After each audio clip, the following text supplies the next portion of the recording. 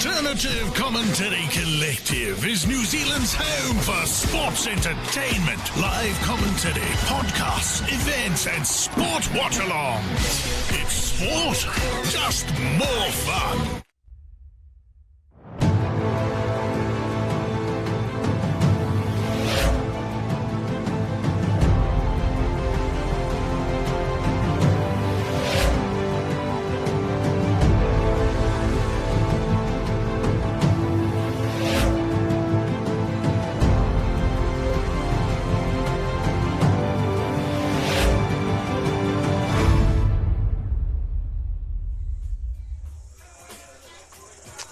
Yes, hello and welcome to the ACC Presents the Super Lawn Bowl with Auckland Bowls. An incredible event down here at Mount Eden Bowling Club in Auckland.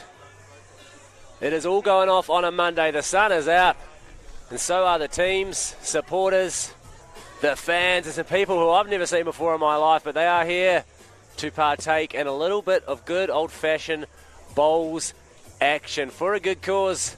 There are plenty of teams gearing up, getting a last little bit of hydration on board before the bowling gets underway very, very shortly. The teams haven't read the rules. They've been told what's going on, what they need to know. Unfortunately, I simply wasn't paying attention during the briefing, so I can't pass any of that information on. But I'm sure as more information comes to light, we'll be able to pass that on. There we see James McConey, one of the team members there, tucking in to a hot dog, really enjoying himself, it has to be said. Getting a little bit of juice on pre-game. There we have Mania Stewart from the Alternative Commentary Collective team and Finn Mash Caddy from the Radio Hauraki team getting ready to partake. Roll the ball. Get the ball rolling, as you say, and there it is. There's the Super Lawn Bowl. The thing everyone's playing for, and what a trophy it is. It looks to be at least some sort of alloy. Not sure what it's made out of. Also not sure what the ball is in it. But that is what people will be competing for, the chance to ring that in. Here it is, it's me, Tony Lyle, in the commentary position tonight. And it is beaming down with sun this afternoon in Auckland. So the contrast on the camera is a real nightmare.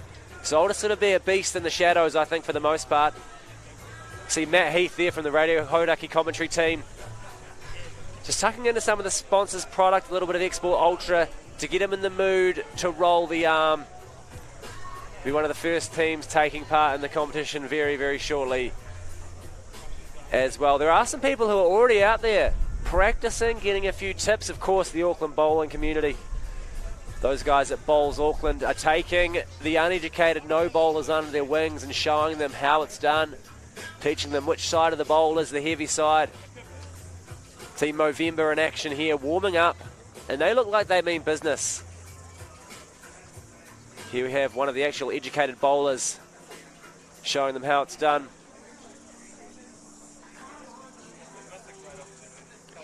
That team from Movember consisting of Aiden Sarikaya, Blair Tarrant, and Jana Savov. There's Scotty J. Stevenson there, rolling the arm over in a practice bowl. A lot of people were keen to get in and practice early doors so they didn't humiliate themselves with the classic. This is their team list here for the Radio Hauraki team. Matt Heath, Finn Caddy, and Selena Goddard being the specialty bowler in that team. Of course, each team consists of two idiots and someone who actually knows what they're doing when it comes to bowling. So there is a skipper on the team who's able to carry the team through, show them how it's done, and ensure that they're not totally punished. Got a man approaching me now who looks like he knows a thing or two about bowling. Chuck that on your head. We will be having rotating commentators in and out. Introduce yourself. Introduce yourself and say hello to all the people watching at home. Poppy.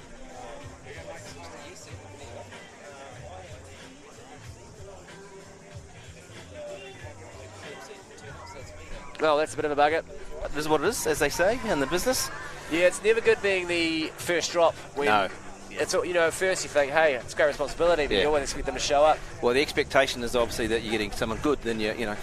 Poppy, I'm sure you have a lot of ability in the MC world, and you're going to be able to coax this mob into some sort of order. Well, it's a beautiful day, isn't it? It's the big thing. It's been a great day. The weather gods have been very kind to us. And I think we're just about to kick off, actually. Very soon we'll be getting into the action. So have you commentated on outdoor bowls before? Well, no, I haven't, to be honest, Poppy, but No. I am a natural talent. I'm able to pick things up very quickly. If I was out there bowling, I'd probably win. So very similarly, when it comes to commentating, able to pick things up very fast. Excellent. Loving your work. Loving your work. If you're able to give me, I got this little lingo card here. Yes, sure. It's telling me about the jack and the kitty, which of course we all know. That's what the little Yes. white ball the players aim for. Yes. The end, which seems obvious, but that's all bowls played in a single direction concluded by scoring. That's Yes. an end. Yes. And all games will consist of 5 ends. A toucher, and this is a real favourite of mine. Yes, You get to like yell that too. toucher. Love it, yes, nice that. I Yes. think it's quite invigorating when a bowl during the course of its delivery touches the jack in motion. Yes. And touches will be marked with chalk, I'm led Yes. to believe. Chalk's normally it's spray chalk nowadays. Spray chalk. Spray chalk. You have a little container that's spray chalk. Well, what will they think of next? Well, they used to use actual chalk. Yeah. And the trouble was you'd grab a bowl to chalk it, and you might make it fall over. Oh, of course, when you're actually chalking it, so you need a no-touch chalk. No touch chalk. So it's spray, and you're already laughing. Well, they've revolutionised the chalk game, They have the have. bowling Oh, community. absolutely. The rink and the ditch, which is obviously the rink and the ditch, the rink, the boundary on which the game is played, and the ditch, the area behind the back of the rink. And I only to believe you're allowed to absolutely cannon your bowl down and try to knock other people's bowls into the ditch. You can cane other bowls into the ditch if you want to. You can also put the jack into the ditch with your bowl.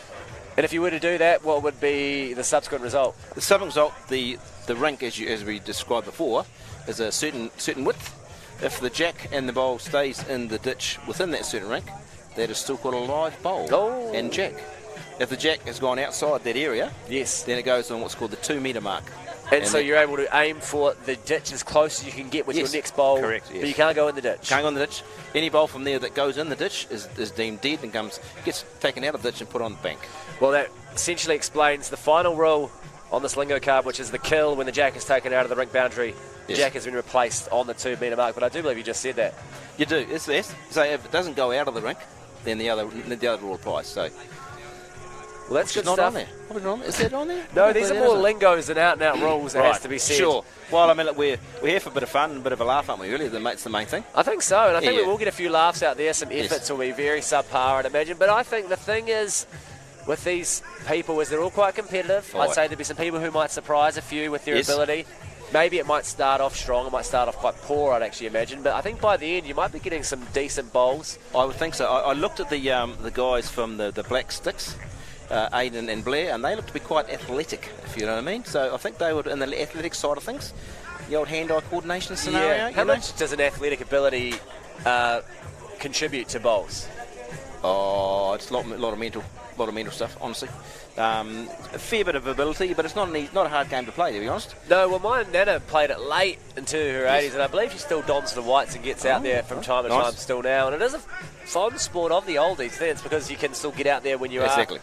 It's a few summers. It's a 9 to 90 sport. You know, you can be as young as you like, or as old as you like. 91, get out of here. No, not quite. Okay, I may have upset someone with an ageist comment there, but I shouldn't have. But the thing we're trying to obviously promote here is the fact that it is a game for all ages. There's quite a lot of young people here playing. Yeah. And you see the bowlers that have been interspersed into the 4 teams are mostly younger ones. Yeah, can we talk about those bowlers? Any big names we should watch out for? Huge names. So Selena, Selena Goddard, who's playing for the Hauraki team. Yes. She is a multiple New Zealand champion and also has won medals at the Commonwealth Games. Tony Grantham, who is playing with the ACC team. Yes. He has just won his 5th national title, which gives him a gold star, and he's won a world champion and champion singles, which is a fantastic event. Good afternoon. Well, I think It is as G Lane grabs the mic to welcome everyone to the event.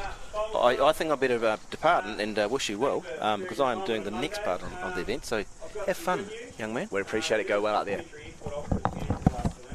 So help yourself is also even better news.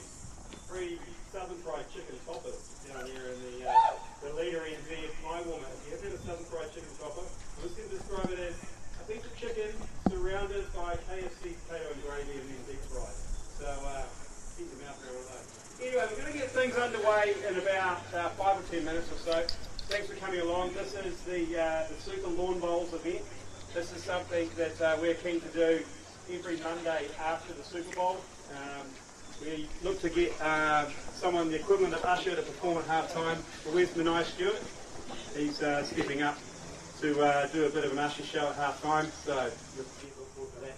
Anyway, thank you very much for coming along. I think there's some health and safety stuff we're going to run through in a little bit. Yeah, Poppy, come here, mate. Come on, mate. He's got his Chris Pringles ink on. We're going to do some health and safety. In 5 minutes' time, we're going to get things underway. Please enjoy yourself. Enjoy the hospitality. Enjoy the food. Have a good time. Get involved. Come up close to the green. There's beanbags along the sides. But once again, thank you for coming along. Enjoy yourself. Have a good time. Big thanks to the Bowls Auckland team. And Poppy will run through some serious admin here, okay? Don't mess with Poppy. He'll fuck you up. Apology there to the viewers on the stream. A bit of blasphemy from ACC head G Lane. No smoking or vaping on the green. If you want to go out there, you have to get around the corner. In case of an emergency or fire, that's just follow JC. He's a fast front, but you can go outside there on the green. We're going to have 4 games. We're going to have first and foremost, we're going to have the ACC versus Movember teams, and then the second game will be the Hauraki playing the sports Anchorman. So there'll be 5 ends will constitute the game, and you can play a power play in those ends, which will mean that that will double points for that end. We also have been very kindly donated from Bowls Auckland every toucher that the players get, although they will find that $25 for the Movember fund. Fantastic. So we expect about $3,500 in prize money going to the Movember fund. So especially G Lane said he's going to be onto it. Okay. So look, we'll get it away in about 5 minutes. So as I said, enjoy, have a bit of fun. Come along and sit along there and poke a bit of fun at the bowlers. I'm sure there'll be some talented bowlers out there, especially ones that don't play ball. And thank you very much for the bowlers that come along. Tony Bantham, Selena Goddard, Teo Turura, and Jana Stabov. Thank you very much for coming along. And there you have it. A great health and safety presentation, which is what you all came here for, and we're joined by ACC head G Lane, and a lovely little MC work by Thank you there, which we did get. We got the blasphemy as well, so did you? An apology. Oh, Yes. great, yeah. I've never seen admin on the stream. That's good. Solid admin from Poppy. He knows his health and safety. I feel like he's delivered that at many a Christmas bowls party.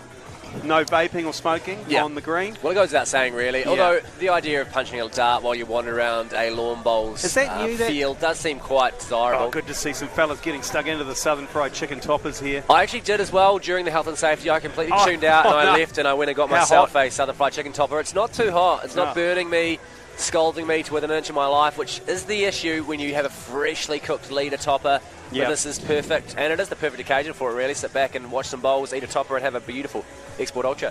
Yeah, absolutely. Tony, we're going to get things underway in 5 minutes. So if you're just joining us wondering what the holy Jesus is this is the Super Lawn Bowls.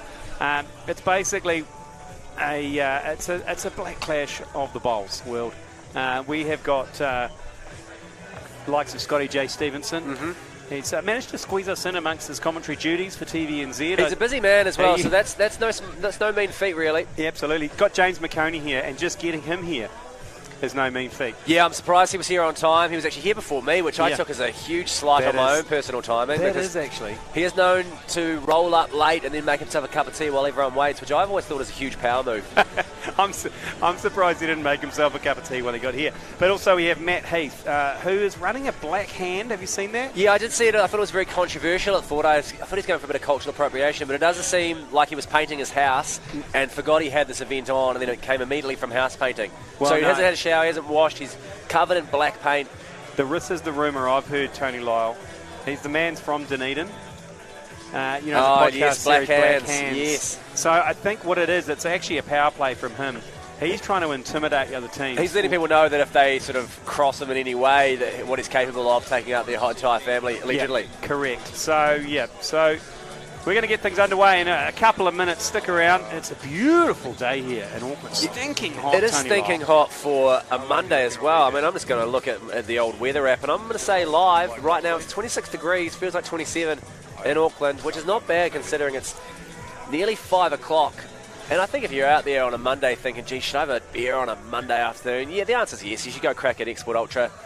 Yeah, absolutely. You might have think, oh, I'm just on the weekends, but it may as well be the weekend with weather like this and activities like this. Right, so I think we're going to get things underway. I think first up is myself, T-Bone, Tony and Mania Stewart versus the Movember team, made up of a couple of black sticks.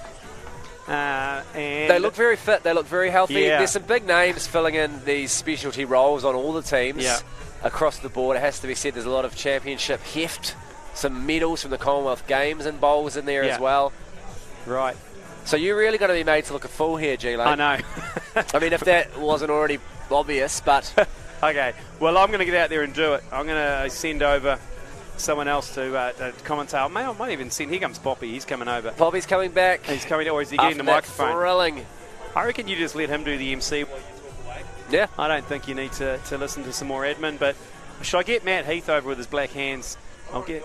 It'll be good to find out why this hand is black. Matt Heath. Oh, okay. He's on his way, and here we see the first team out there. It is the commentators, I'm led to believe.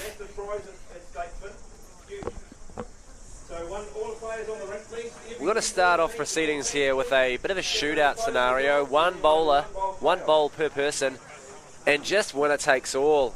And I'm assuming all is the glory of winning the one bowl shootout. And while we wait for that to kick off, I can say that the only other time I've taken part in a one bowl shootout, I won immediately, was closest to the pin. Got myself a lovely bottle of wine, which was actually never delivered upon, which I thought was a bit rude. Here we see everyone getting out there, all the teams assembling around the logo. I think it's a bit of a photo opportunity. Pretty hurtful not to be invited out there for this, but at least I get to commentate the photo as it happens. And there we have it, all the teams, the ACC, the commentators, Radio Hauraki and Movember, the big players. James Akoni's got the wrong shirt for his team, but hey, we won't hold that against him. It's close enough. And they're the competitors that will fight out for the Super Lawn Bowl title today. The glory, the mana, the honour.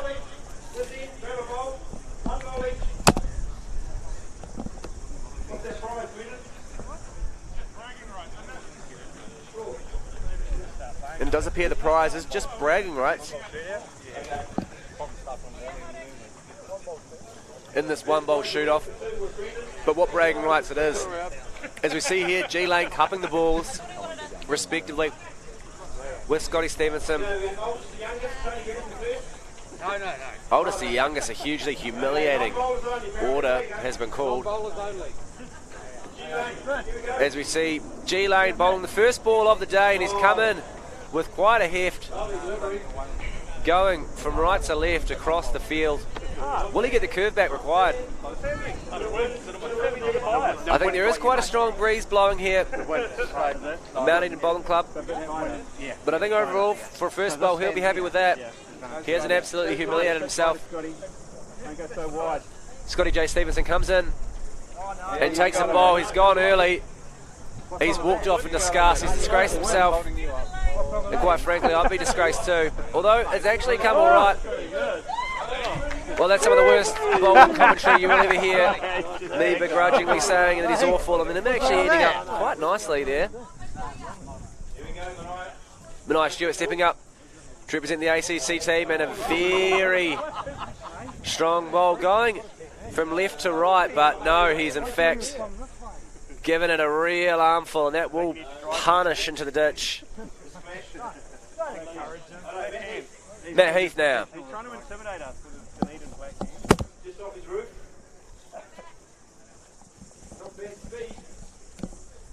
And then we see that black hand for the first time today.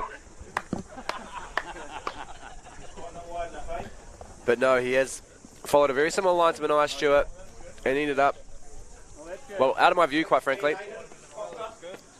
But it mustn't be far away from the ditch. Another bowl is James Akoni coming into position for the first time today. Didn't get quite down as low as I would have liked to have seen him. In a very wide route. Working against the wind here, and it's done him no favours. Finn Caddy from Radio Hauraki. Again, very chilled out approach. And what do we have here? He might have a little knock here. Oh, he's knocked Scotty's into an even more prime position. I don't know much about bowls, but I'm pretty sure you're not supposed to do that. As we see our black stick from Team Movember take a bowl. And he's ripped into his work, and again, too hard, too strong. That'll hit the ditch. Yeah. Good looking specimens, though, the Movember Black Sticks Olympians. Yeah, they're hot. They're hot, I'll say that much. Yeah, they are, actually. They're the crowd favourite, to be honest, Tony. Well, I think Scotty J. Stevenson's taken that out closest to the pin for the first part of the day. There is no prize. Here you go, there is a prize. Oh, there's a prize. He gets a little duffel bag. Yeah, it's poppies all over him like a rash. Look at that. Yeah, he certainly is. That could be just something out of his own collection there, the prize. Yeah, absolutely. Well done. Okay, well, let's get this first game underway, shall we, Poppy? First blood, Scotty J. Stevenson. And the first game of today is the Alternative Commentary Collective against the Movember team, Mike Lay, Manai Stewart and Tony Grantham versus Aidan Sarikaya. And others as Scotty J. Stevenson joins the commentary position for the first time. And Scotty, you've just won the very first event of the day closest to the jack, and you must be happy with that one. Look, I was thrilled actually because I was really bidding the delivery. Thought it was awful, and it's turned out all right. Had a bit of help from Finn Caddy actually. Yeah, well, I was actually really ripping into you up here from the commentary position. It looked awful straight out of the hand. I thought it was too narrow. You didn't get enough angle on it, and it actually ended up very nice. And then Finn Caddy, and we tap on the butt to get you close. Which is always very nice. I'll take a tap on the butt from Mash any day of the week, Tony, as you would too. He's got a lovely set of hands actually, and just it's gentle. That's the one thing about Finn. He doesn't try too hard. And sometimes when you're getting a bum tap as well, the grab's nice, but you've got to know someone pretty well for that. You don't want to just come You're just a straight tapper. You don't often sort of clutch the No, butt. very quickly. If you want to stand up, and I'll demonstrate Yeah, for you. let's do it. So, you know, a nice, that's a bum tap. Yeah, that's nice. Whereas before, if you come in like that and you hold. It does show over familiarity, doesn't it? Look, and that's nice sometimes. I think if you've got a great friendship or, you know, you're really wanting to get to know someone at a deeper level, then the grab's fine. But no, I'm happy with the tap. The old-fashioned black cat. Yeah, the old-fashioned, it's good to see in a team environment when someone takes a wicket or so, you run up and you give them a good slap on the arse. I know the Australian cricket team were very notorious for doing it during the anthems, which some people saw as a bit of a sign of disgrace. As we see Manai Stewart step up. Yeah, it's a really interesting team they're up against. Manai Stewart, of course, from the ACC alongside G Lane. But, I'm very worried about these two black sticks, of course, New Zealand hockey representatives. So we'll just have to see how they go. I think, Jana, they're just doing a rock, paper, scissors here for first bowl. It's not traditional, but it's certainly effective, the rock, paper, scissors. See who goes, and it does appear that Team Movember will rip into their work first for the first bowl of this first game. Well, that's why we're here, isn't it? So that all makes that very much makes sense to me. The heavy jean on a hot day is a strong choice. Now, this is Aidan's first bowl, and he's gone the backhand early doors. There's a big, heavy headwind as well, Tony. There is. It's blowing everyone off. The headwind, that is, left to right. Really getting people off course, and he wouldn't be happy with that. See G Lane with the Popeye the Sailor Man bucket hat on. Yeah, he loves a good lid. G Lane, he wears a hat well. He's actually got some talent on the green. You can tell that. He does his best work on green, actually. He does. He is known to... He excels on green or brown, for the honest opinion. And that, again, is trash. That's actually gone completely out of bounds. So, not a good first bowl there from ACC head G Lane. No, horrifically average, in fairness. So, these are the leads, Aidan and G Lane. And Movember sitting pretty now. That'll go too far into the ditch. Well, Aidan's gone for the backhand first, then he's gone forehand, and that's confusing, depending on whether you're right-hand side brain or left-side brain. Yeah, and it's hard to bring that sort of high-level thinking into your first bowl. As G Lane goes straight at the jack and sails past. Well, I think he'll be happy with that. It's quite fitting it sailed past in that Popeye hat, isn't it? Jonah here, this is the bowler of the group. Now, just a few rules here, Tony. The bowler can only skip the team for one end. There's 5 ends in total. One of those ends is a power play end, double points. Double money for Movember for a toucher. $25 to Movember for every toucher this afternoon. And that's the best bowl by far. Yeah, it's clearly someone who has a strong professional history in bowling, making G Lane look like a chump. As we see another ball cascade down the green. And this looks pretty good, to be honest. This could come round. Jadis bowl, will there be enough juice on it? No. It's that wind, it's getting everyone. Yeah, it's a strong headwind. As I said, you've got to really account for the wind. You'd think not with a big heavy testicle in your hand, but you've got to think about it. Yeah, and the testicle is heavier than you kind of imagine it's going to be when it gets dropped into your hand. Always takes you by surprise. As we see another very good bowl, and it is clapped on by the competitors. Holding 2 here, the Movember side, so the ACC with some work to do. It'll be Mania Stewart skipping the team.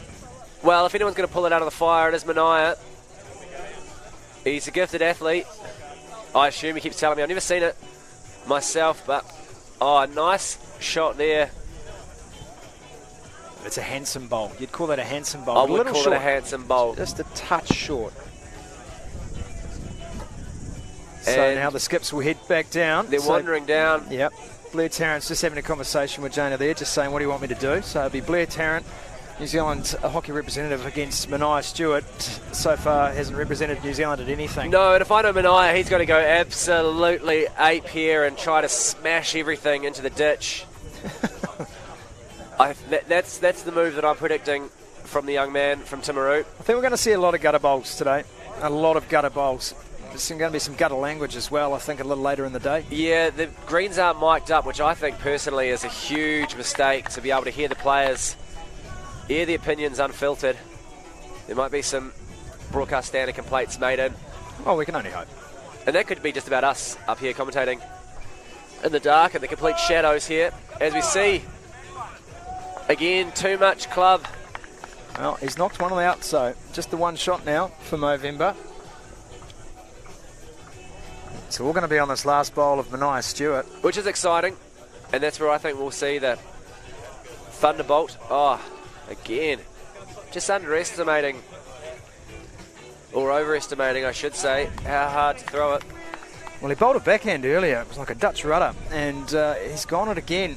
Well, I've been proven wrong by Mania Stewart. He hasn't gone for the full tits and ass here, but it does look pretty good. Is it a toucher? No, too far. Well, he's done the job. He's got the shot. Well done, Mania Stewart. Last bowl of the end. And the ACC have taken a shot. I'm sure of it. They're just having a look now. We'll get official measurements. But yeah, there could be a piece of string come out here to do some measurements. But there is celebration, jubilation there between the ACC team. And it is a measure. Well, they're measuring a second here, are they? I think they're measuring a second. It's serious stuff out there. The adjudicator is coming in. He's got the tape out. And he's down on his knees to see how these balls are positioned. Well, if I'm a betting man, it's just the one shot here, but we're about to find out. Yeah, they are measuring now to see how many. Oh, and Mania has denied them the point. It does seem as if it's just the one for the Movember team. Fabulous last bowl from Mania Stewart, Timaru's finest. Yeah, it's a clutch play from the big man. I mean, also would have been better if he'd got the point, but denying them a second. And they're changing ends here. End 2 for the ACC versus Movember. No player play just yet. I'm being informed by someone who should know these sort of things. Yeah. Well, it's not me. No, it's not me. As you rattled off the rules before, I was very glad someone was paying attention during the briefing. Got very lost. I was smelling leader toppers. Yeah, well, I can see that wafting through the air. Southern Chicken Topper. It's calling my name. It's like a siren. It really is. I've got halfway through one here, and I'm saving it for a little bit. We see G Lane getting talked to here, getting a little bit of coaching on the fly. Of course, as you know, Tony, the game of lawn bowls actually dates back to 30,000 BC. So it is one of the oldest forms of sport and recreation that we do have. I did know that, and touch rugby was the second oldest. It was. 28,000. Touch rugby, of course, tackle didn't come in until, I believe, 1953. In those days, of course, they used fossilised mammoth testicles. Which actually, some of these bowls are remnants of the mammal testicle, the mammoth testicle, which is why they have that distinctive heavy side. Well, not many people know that about the mammoth testicle, that it did have a bias. And that was because as the mammoth ran, you didn't want the testicles banging together. So the bias was on the outside so that they stayed apart during trots, heavy running exercises and great migrations. Yeah, real loss, the mammoth being extinct. I think on the dark web you can still buy mammoth testicles. Not that I frequent the dark web. Yeah, you want to talk about that? I think I'm legally allowed.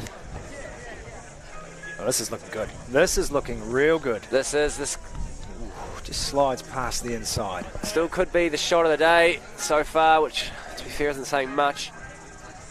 Some lazy bowling. Everyone just getting their eye and I think getting their measurements in, working out how the screen is playing, how the wind is affecting things.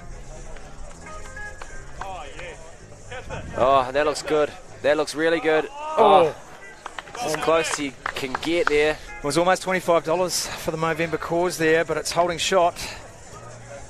And that's the most important thing, the stage. And imagine you'll be matching the donation dollar for dollar. Yeah, out of the slush fund, that's right. Out of the slush fund. That's right. And I'm looking forward to that. I don't know where the slush fund is currently. I don't know where it sits, but I've got some investments. Oh, and there we heavy go. oil. There's a toucher. There's 25. First toucher of the day. And a high five between teammates and even mortal enemies. $25 heading Movember's way, which really is what it's all about. Well, that's the spirit of bowls right there. Money riding on every shot and high fives all round. Very wide bowl. And I don't think it's going to come back around far enough. And call me old-fashioned, Scotty J. Stevenson, but I'm always one to go out against the wind and come back wind-aided when I am bowling. Yeah, I agree. Look, I was doing some warm-ups there for the Anchorman team, and I've got to be honest with you, it was exercising for the brain, that is, trying to figure it out. Jonah, again, she looks on today, doesn't she? Yeah, she certainly is. A cut above the rest. And close as you like. That's getting a clap here. Oh, there's work to be done. Mania Stewart, can he be the saviour? Twice. They're certainly heaping the responsibility on him here. He's carrying the team as the skipper. Well, quite interesting. That's Lane shirking his responsibility, because you'll note that the Movember team have changed their skip. Aiden's skipping this end, but G. Lane doesn't want a bar of it. He's not even interested. Yeah, not the first time he's shirked his responsibility. Certainly one to pass off. Delegate, I believe he calls it, but here we see Mania coming in to save the day once again. Can he do it? The Lawn Bowls edition Birkenstocks are certainly nice, aren't they? Yeah, very nice touch there. The multi-purpose Birks, and I don't know if he's done enough here to claw it back. Stays wide. He does stay very wide. Still 2 shots for Movember here.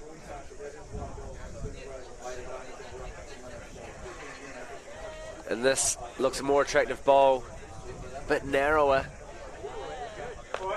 Oh, and there's another round of applause. Right on the money. Wow, there is some heavy work now. Mania Stewart's got to pull something right out of that deep crevasse. He's pulled stranger things out of that crevasse. So this... Yeah, the angle hasn't helped him. Well, it's not going to be enough. We're going to have a look. I think it might be 2 shots that Movember are holding. Or did the ACC sneak one in there? We're about to find out. Last bowl of the end. And here we have it, the last bowl of the end, coasting in.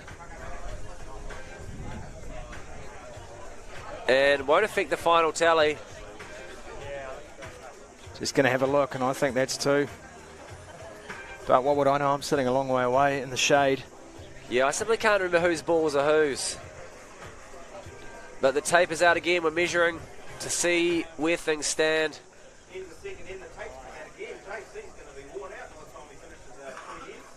And I don't think that'll be enough. That's one again.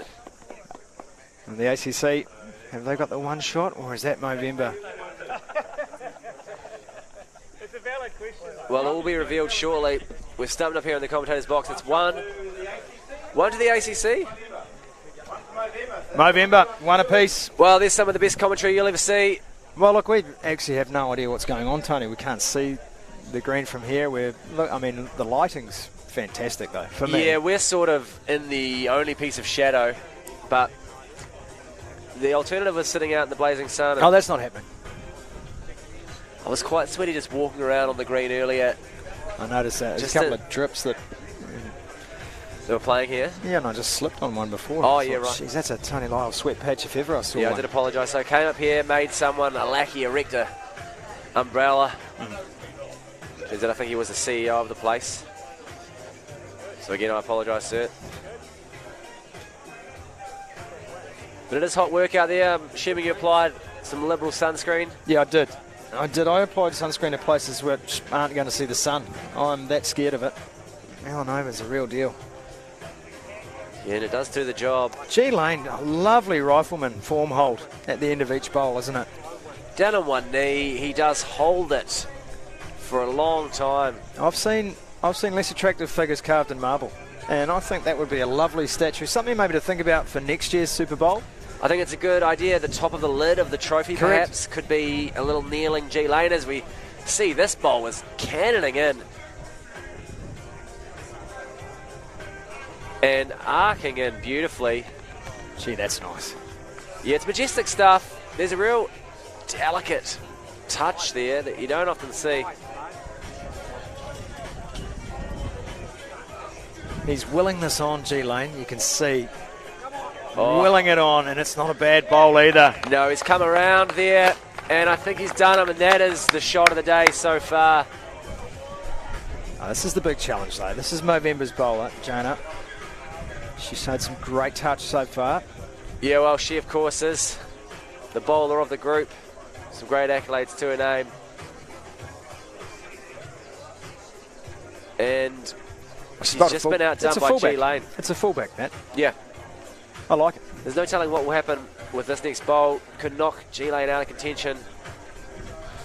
Gee, we hope not. He's on his team. Yeah, but a friendly fire, it's not impossible. That's another very nice bowl. Not good enough, I don't think, but very close. ACC still up by the one. I'm picking a toucher here. I'm picking a toucher.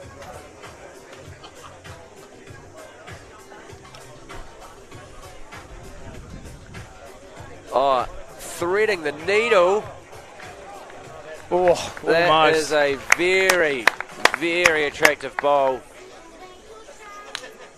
And does this call for the absolute thunderbolt? Smashing everything into oblivion. I think that's going to be Manai Stewart's job.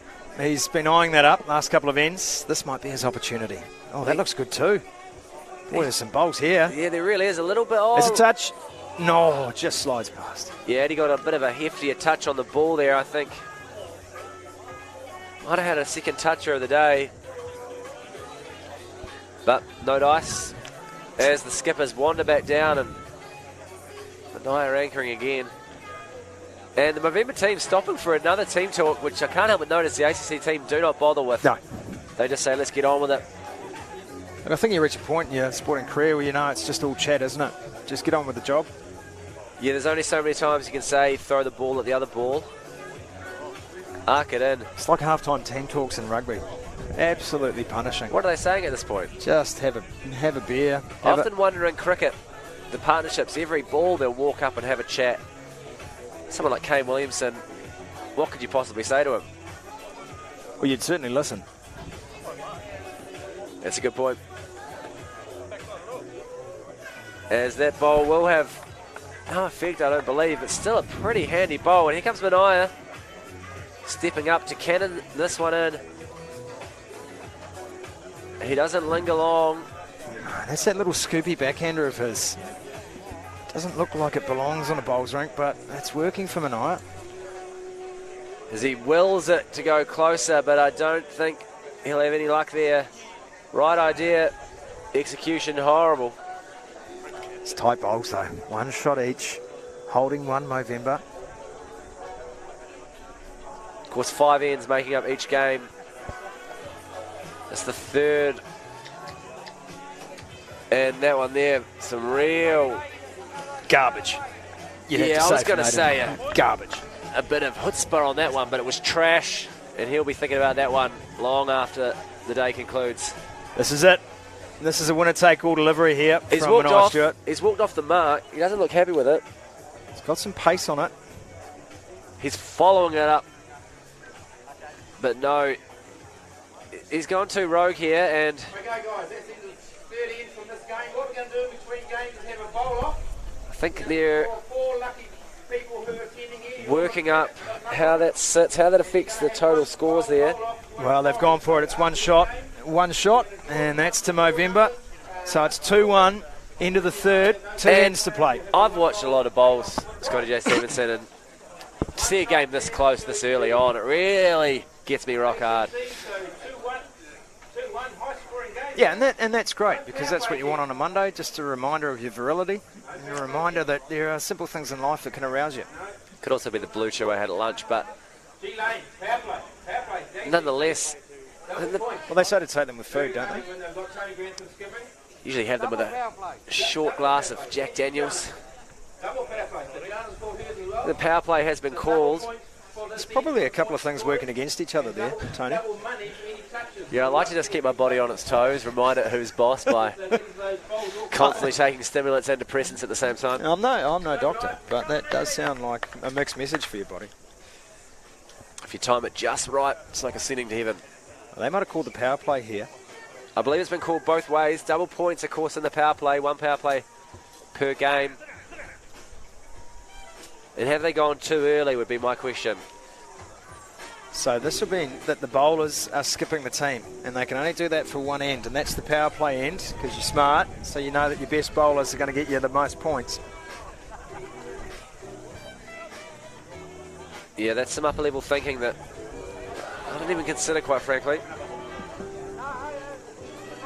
And what it does mean is we're going to see bowls sprayed all over the rink early here, with no experienced bowler to hold this quartet together. Well, there's a bit of coaching going on controversially here from the ACC team, and Manaya gets down on a knee and unleashes. And it could be, no, he's overcooked it. It'll sail over the back. Well, that's the violence inherent in him, let's be honest. He's got a quick temper, and he's just letting his emotions get carried away with him A now. real rage behind the eyes. The jibboard in his house is in tatters.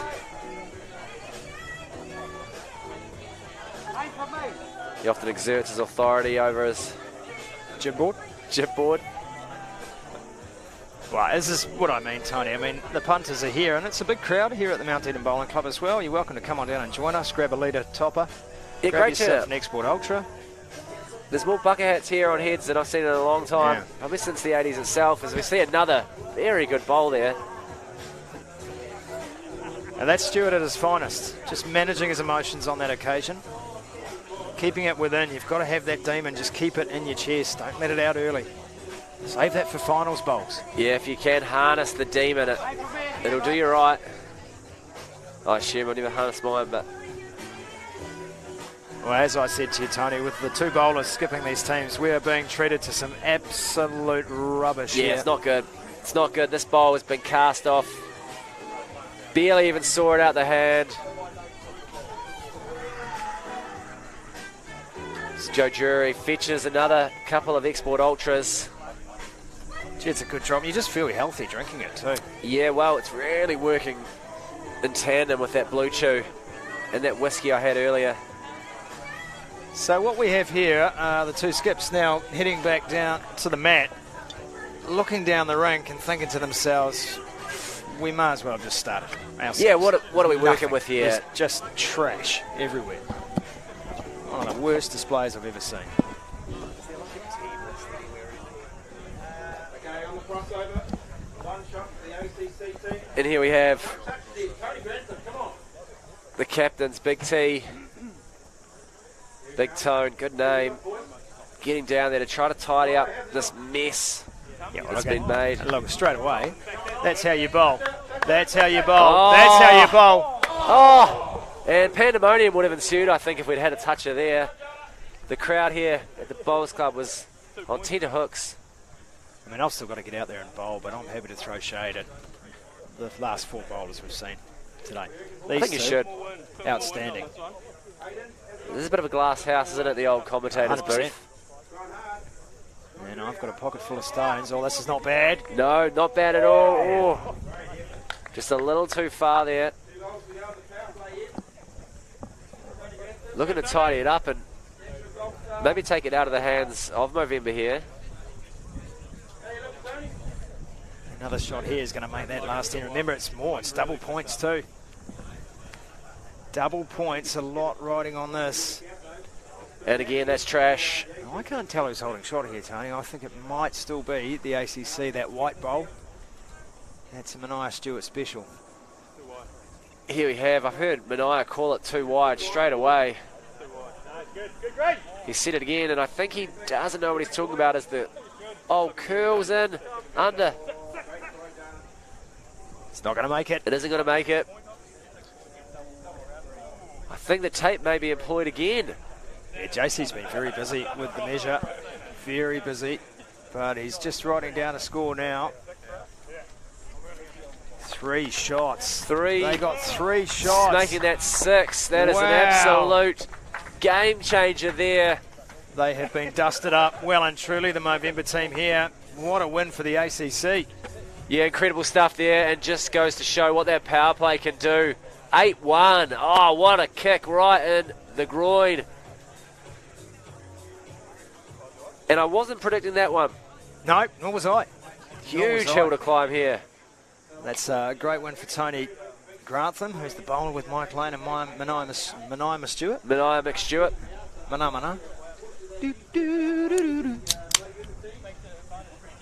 And the ACC will have to be feeling pretty confident. I mean, if they let it go from here.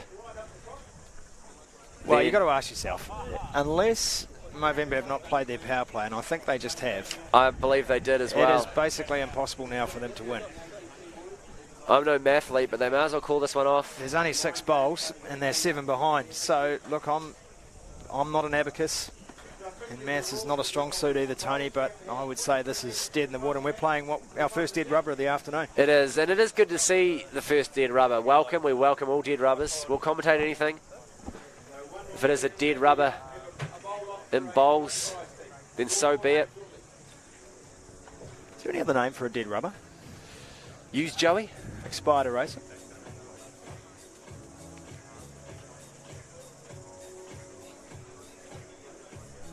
As we see Mania setting the tone here. Just a little overcooked, which seems to have been the story of the day for him. Yeah, it's really hard. He's vacillating, isn't he, Mania Stewart, between light and hard, and he should know the difference between light and hard, which is, of course, you can't sleep with the light on.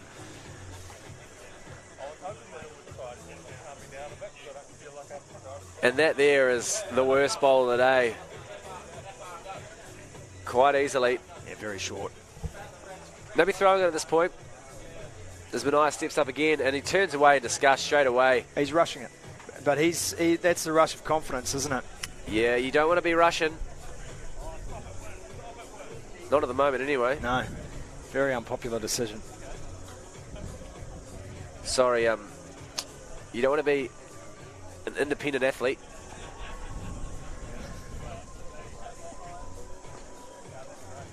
Oh, that's classy, though. Black Stick's coming into their own here. Yeah, very tidy. He's locked in, imagining it's a penalty corner. And that is very tidy stuff. As G Lane wanders up and lets one rip, it just sort of piddles down the course, but it could be. Yeah, vintage lane, everything but. I like the bit where the bowl falls over, I'll say that. Gives one little last spasm of indignity. Oh, she's not liking it. No, it's a big shake of the head. And you never want to see that head shake from a woman. And that is the head shake of disappointment. Yeah, Jana expects better than that of herself. And everyone else, for that matter. As they often do.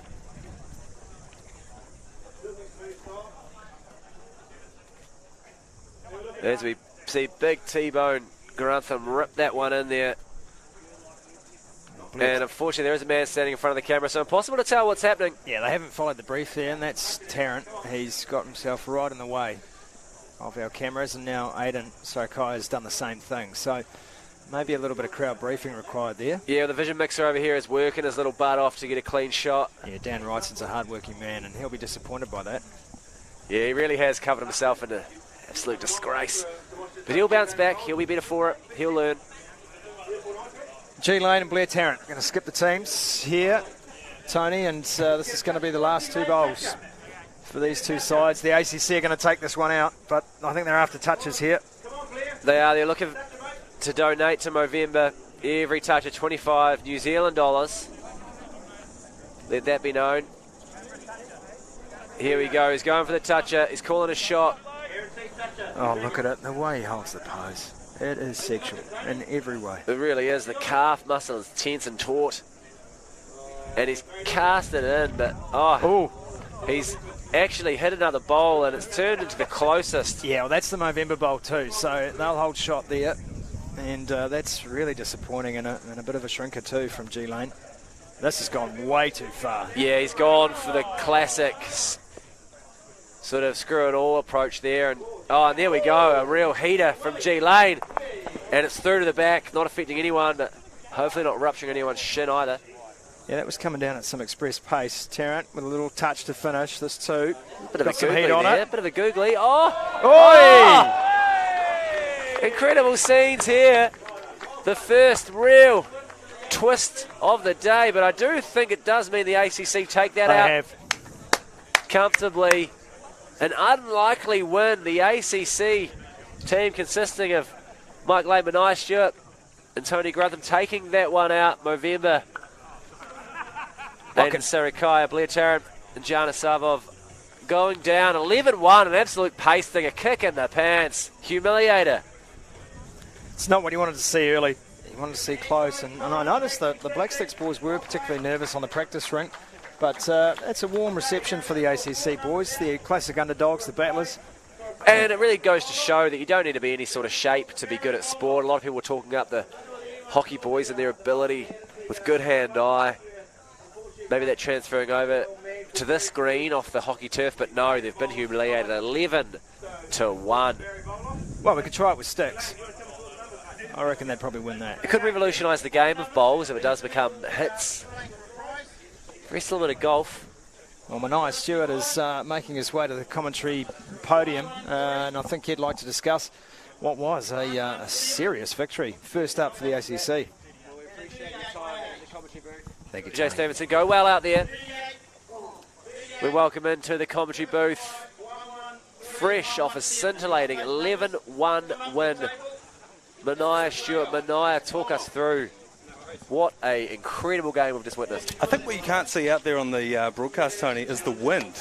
And it's not that it's heavy, it's that it keeps stopping and starting. And obviously, that didn't trouble us because we won 11-1, but, you know, for other teams out there, they really need to be careful of that. I think it was unwinnable at a certain point, that last sort of end, and we were up 8-1 at that point. And I just think that scoreboard pressure just caused a bit of a capitulation where one of their team actually bowled his own point out of the way and gave us another 3. Yeah, well, it was tough when it does get to, you need 7 to draw and there's only 6 possible points on display. Was there any sort of devastating smack talk out there to decide to get in their head, make it a psychological game? Look, I've got to be honest, there wasn't, because we only won that because Tony had a blinder on the power play, if I'm completely honest with you, and I think that's how the game's going to go That's today. smart play, though, isn't it? Relying on your bowler, your specialist person to bring it home on the power play. Yeah. Well, Tony said that from the get-go. We had a bit of a planning meeting beforehand, went over to the Export Ultra tent. That was planned? We cracked a couple, and he said, right, 4th end we're going power play, and I'm going to win this thing for us. And that's exactly how it played out. So there's something to be said for going with the guy who's actually done this before to quite a high level, because I can assure you, Tony, no one else here has. Yeah, Jana Savov, she's no slouch either. Did you decide to maybe lay it all on her, get under her skin? Well, I wasn't often, because of the way that Tony elected to bowl us, I wasn't often at the same end as her, and so my toxic mind tricks wouldn't have worked on her, but there was so much scoreboard pressure on it from early doors that it really didn't need to come into play. I've got to be honest with you, it is scorching out there. It's a beautiful day for bowls here at Mount Eden. It is. We're sort of tucked away in the cave over here where you can't even see us on the screen because we're in so much shadow. So it's really the place to be, I think. I mean, you can't see any of the bowls live. Yeah, well, they've just cut back to us on the live stream. You can see the outline of you, but yeah, there is an umbrella directly above our head, which is sort of protecting us from the sun, but making us completely invisible on broadcast. And Yeah. quite frankly, that's probably what people are tuning in for. Luckily, we get great crowd shots, seeing the fans pouring in here to Mount Eden Bowls Club to witness a man in a very floral shirt win some sort of prize. Paisley, I think it is. Paisley. So, Jandal's in play there. Yeah, no, there was a lot of chat about your Birkenstocks, the white Birks being maybe the footwear of choice out there. A lot of people like wearing shoes, maybe some Adidas Sambas I saw out there. But the Birks did you proud? Yeah, I was a bit iffy about the Birks. I was thinking of going au naturel. I was thinking of going barefoot, as you know, Tony, I am want to do. Is that a faux pas at the Bowls Club to go barefoot? Because for me, you know, this is a sport, whatever you may say about it. This is a sport, and any advantage you can gain, Tony, if that's being grounded, being in touch with papatuanuku, maybe it's just feeling the grass underneath your toes. That's sort of what I was going to go for. But like you say, is it uncouth to go barefoot at a bowls club? I don't really know. But I'm seeing the man in the Paisley shirt's going for the Jandals, so I think. But he's also checking which side the bias is on, so he might not be the North Star as far as rules at the bowls club.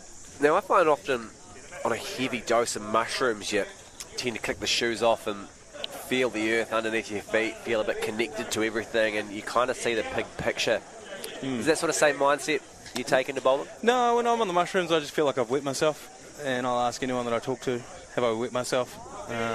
For most of the night, until the walls stop wriggling, and then I'm back to square one. But no, I don't know, for the bowls, okay, that's not a convincing technique there. And I think they've just wheeled in some riff-raff here to have a bit of a bowl off. I think, has he cooked the bias on that one? No, it is coming back, but... It's a classic humiliator when you get the bias wrong on the bowl and you start it out to the left and it just carries on left and then goes aggressively left. You go, oh, bowl in the wrong bowl. I think it's the funniest thing in sports, to me, because it happens so slowly and you get to watch each person's individual reaction as they realise that you've cooked the bias. It's like, oh. I think a very funny and underrated thing in sport is that's quite a bowl hell there. of a bowl.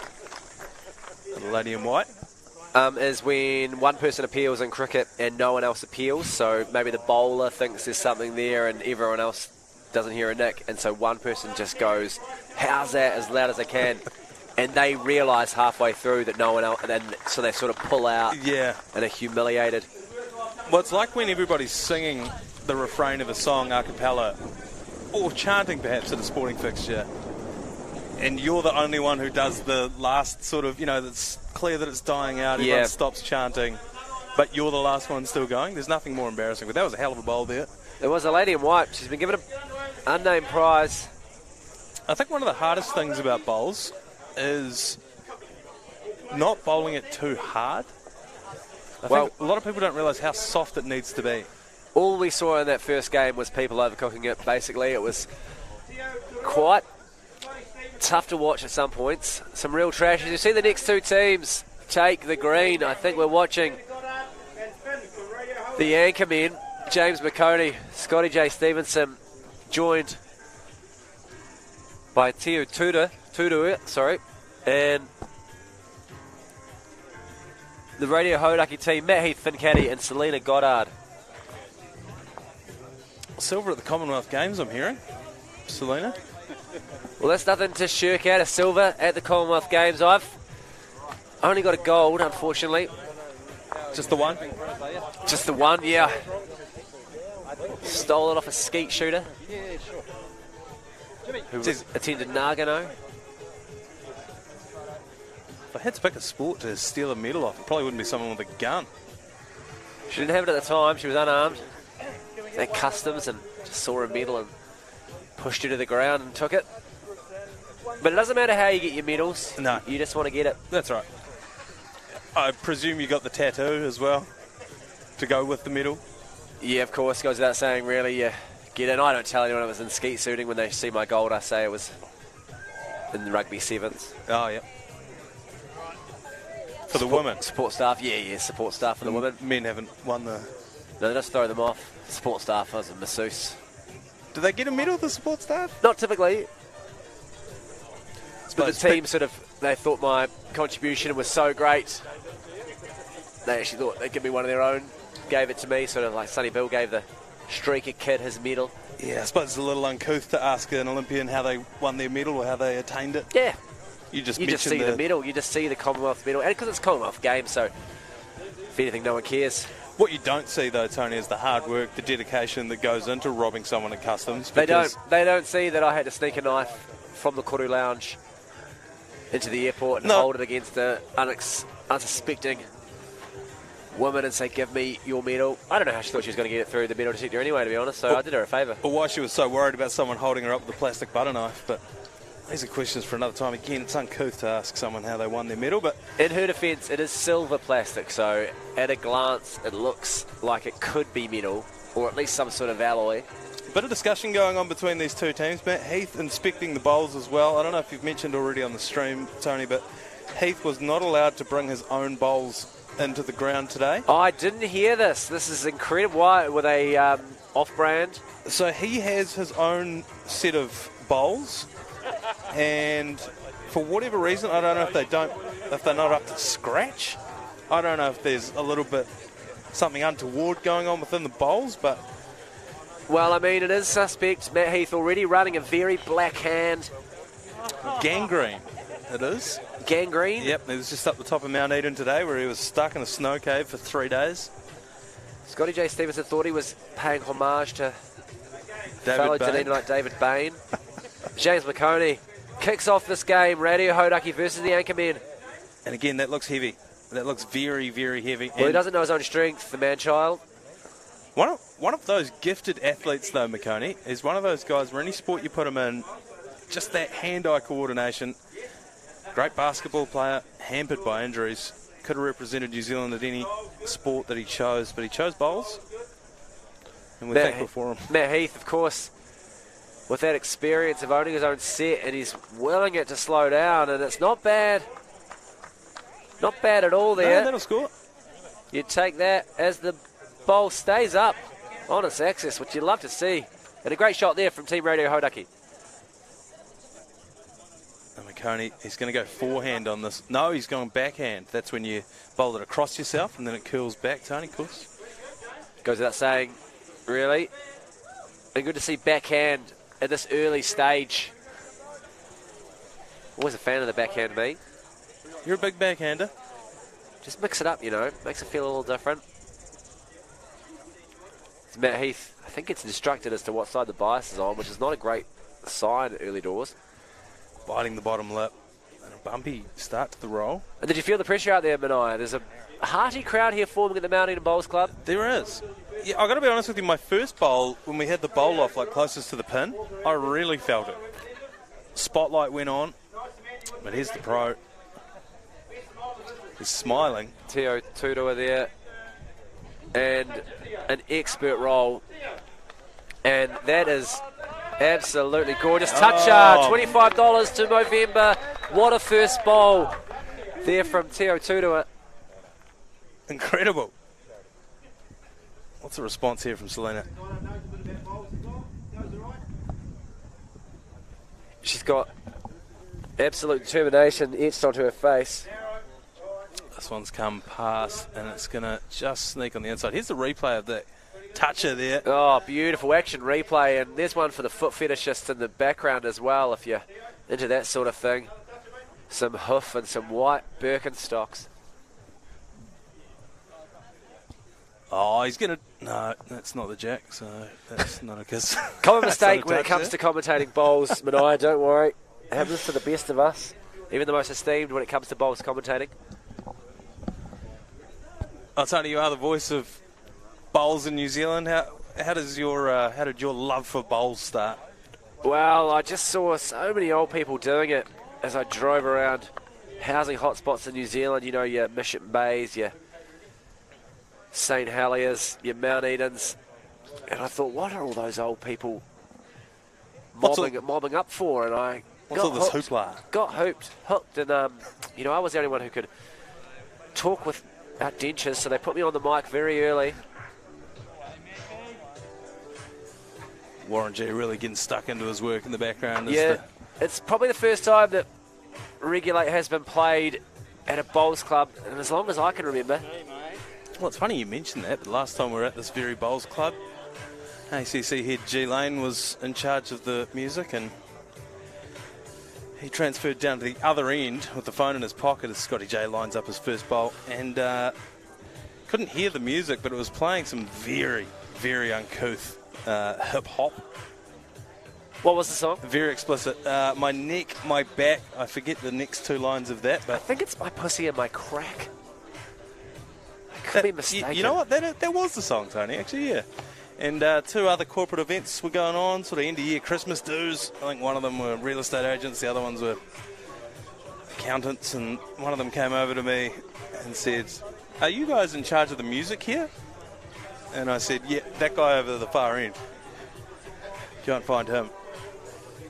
Well, very funny for accountants and real estate agents. They would have said, "Hey, can you please turn down this aggressive rap music? We're trying to do cocaine in the cubicles over here." This is better from Scotty J. And that could be 2 points for Team Anchorman. Yeah, that's tidy stuff there. A lot of measuring in the first game, of course, that you were part of. It's Finn Caddy. Absolutely casual as you like. Whips that one down. That looks heavy. That looks heavy to me. It's rocked the crowd up. There's some clapping, some cheering, some jeering. He's going to touch it. He's going to touch it. Oh, Hey! another toucher. I believe that's $75 for Movember. I could be wrong.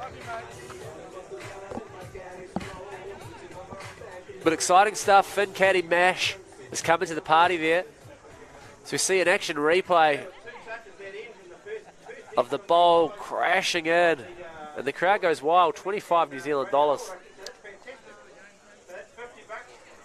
And that'll be a change of end. That is 1 point, I believe. 1 point there. To Well, certainly to a team. Team Hauraki. Team Hauraki 1-0, the Anchorman. And this is a tactic that Scotty J. Stevenson often employs, is let them get ahead, give them a false sense of security, and then just catch up to them and beat the living crap out of them. This end I found much, much harder because at this second end, you've got the wind at your back and coming across you. And the wind, it is, I can't underestimate the wind. It is playing a huge factor. See, Matt's had to take his hat off because the wind is about to blow it out. Now, the side that he's going on, that's got more wind coming across it, so you need to go much further out to the right and a little bit softer because the wind's just going to push that one sort of on the trajectory it's on now. That one looks soft enough. He doesn't like it, but as far as first bowls go, you'll take it. There's points on the board. He's done that humble thing where he knows he's done well, but he's going to pretend he didn't like it so people think he's better than he actually is. Basically how I've built my entire career. This one's a bit heavy from McConey again. Yeah, again, the man-child doesn't know his own strength. The line's right, but the execution is horrific, and that's sort of been the story of the day from almost everyone. As Matt Heath ditches the hat again. just leave it off, wouldn't you? Does seem like a waste of time putting it back on in between. So he's going to want to go a bit wider, and that's exactly what he's done. And Really wide. I dare say too wide. Finn Caddy wills it in, but it won't be enough. It's just a shocker, a humiliator there. These are the mind games the wind can play with you, Tony. Yeah, see you later. As McConey comes in again, can he improve on his first bowl, which was awful? It looked too hot out of the hand, if I'm honest. I could be wrong. I could be wrong. Nope. I'm not. You're correct, and that'll careen into the ditch, I believe.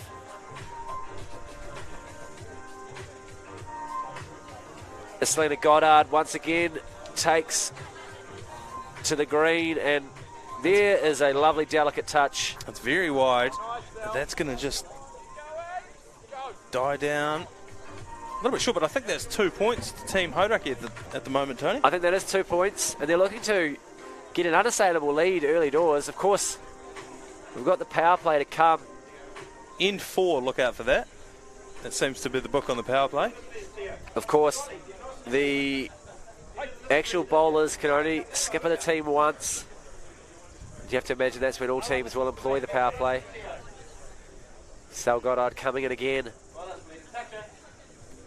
So she's gone backhanded on this one. She has the cheeky reach around, and it's looking pretty good. She's trying to thread the needle. And again, that could be 3 points now for Radio Hauraki. It's the voice of Finn Caddy in the background. He's happy enough with that. So this one, really to salvage some points. Teo Tutua here, coming in and marching down the green, following his bowl. But it's undercooked, not enough. So this is huge for Radio Hauraki. That is going to be 3 points to 0 at this stage. Yeah, that is exciting stuff for Radio Hauraki. Quick little count up. Scotty and Finn yet to roll theirs down. Speaking of count-ups, of course, the GOAT countdown on Radio Hauraki. You would have got your votes in for that. You would have got Robbie Williams' Angels in for number 1, I'd imagine. Yeah, cast a stray vote for Bobby Schmurder. It's free, Bobby Schmurder. Well, he is free. He's free. Back, yep. Oh, it's good to hear he's free. I thought he was still incarcerated. No, and this one's very, very wide. It'll be interesting to see if that one comes back against the wind. I wouldn't have thought so. And it looks like Scotty's giving it to Finn. Yeah, some good sledging out there, and it's nice to see. Too often in bowls, everyone is polite and supportive. I want to see some absolute smack talk. This one's quite wide as well, but a bit faster from Scotty. It's going to knock Finn's out of the way, I believe. Yeah, he's wreaked havoc there. He's thread the needle, and he takes the point. The Anchorman denying the 3 points, I believe it was, for Radio Hauraki. That's a hell of a bowl. And that's the worst thing to happen to Radio Hauraki since Manai Stewart was fired.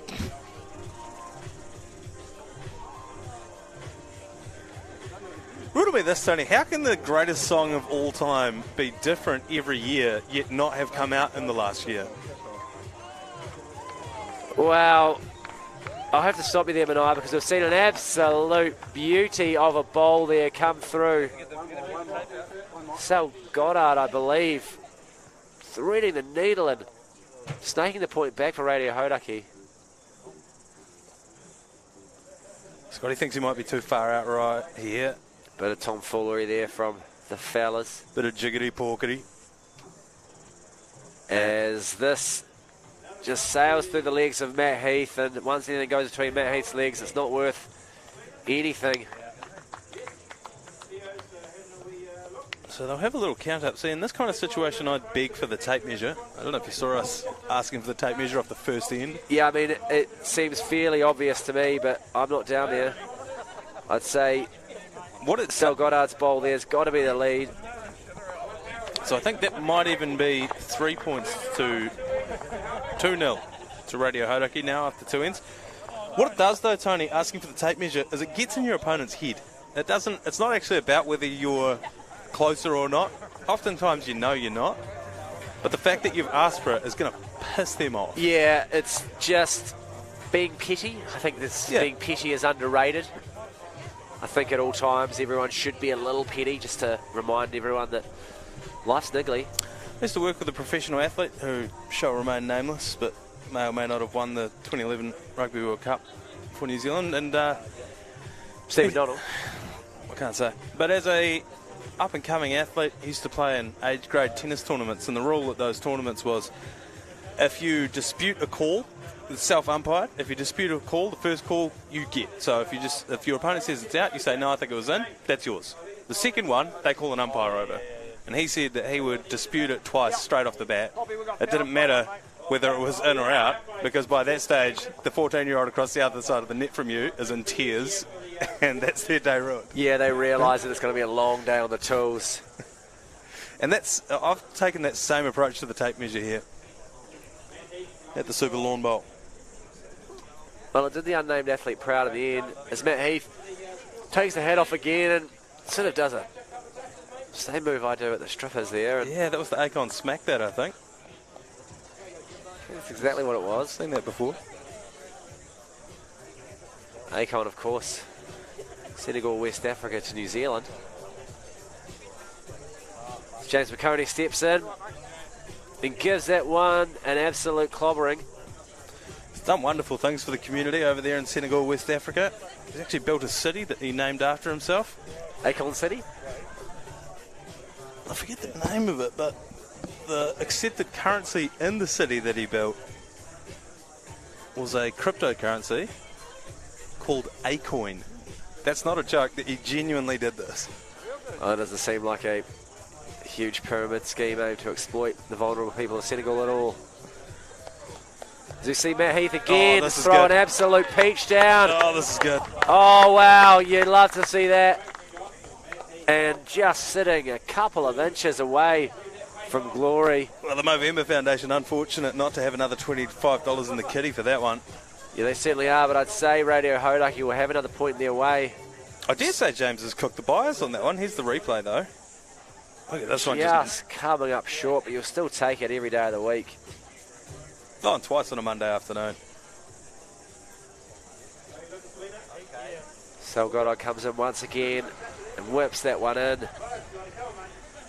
Still very close, very good, just nice clustering there. She's blocking the line. It's a classic manoeuvre as Scotty J. Stevenson comes in. Pulling piece out, 8 sound. And rips it down.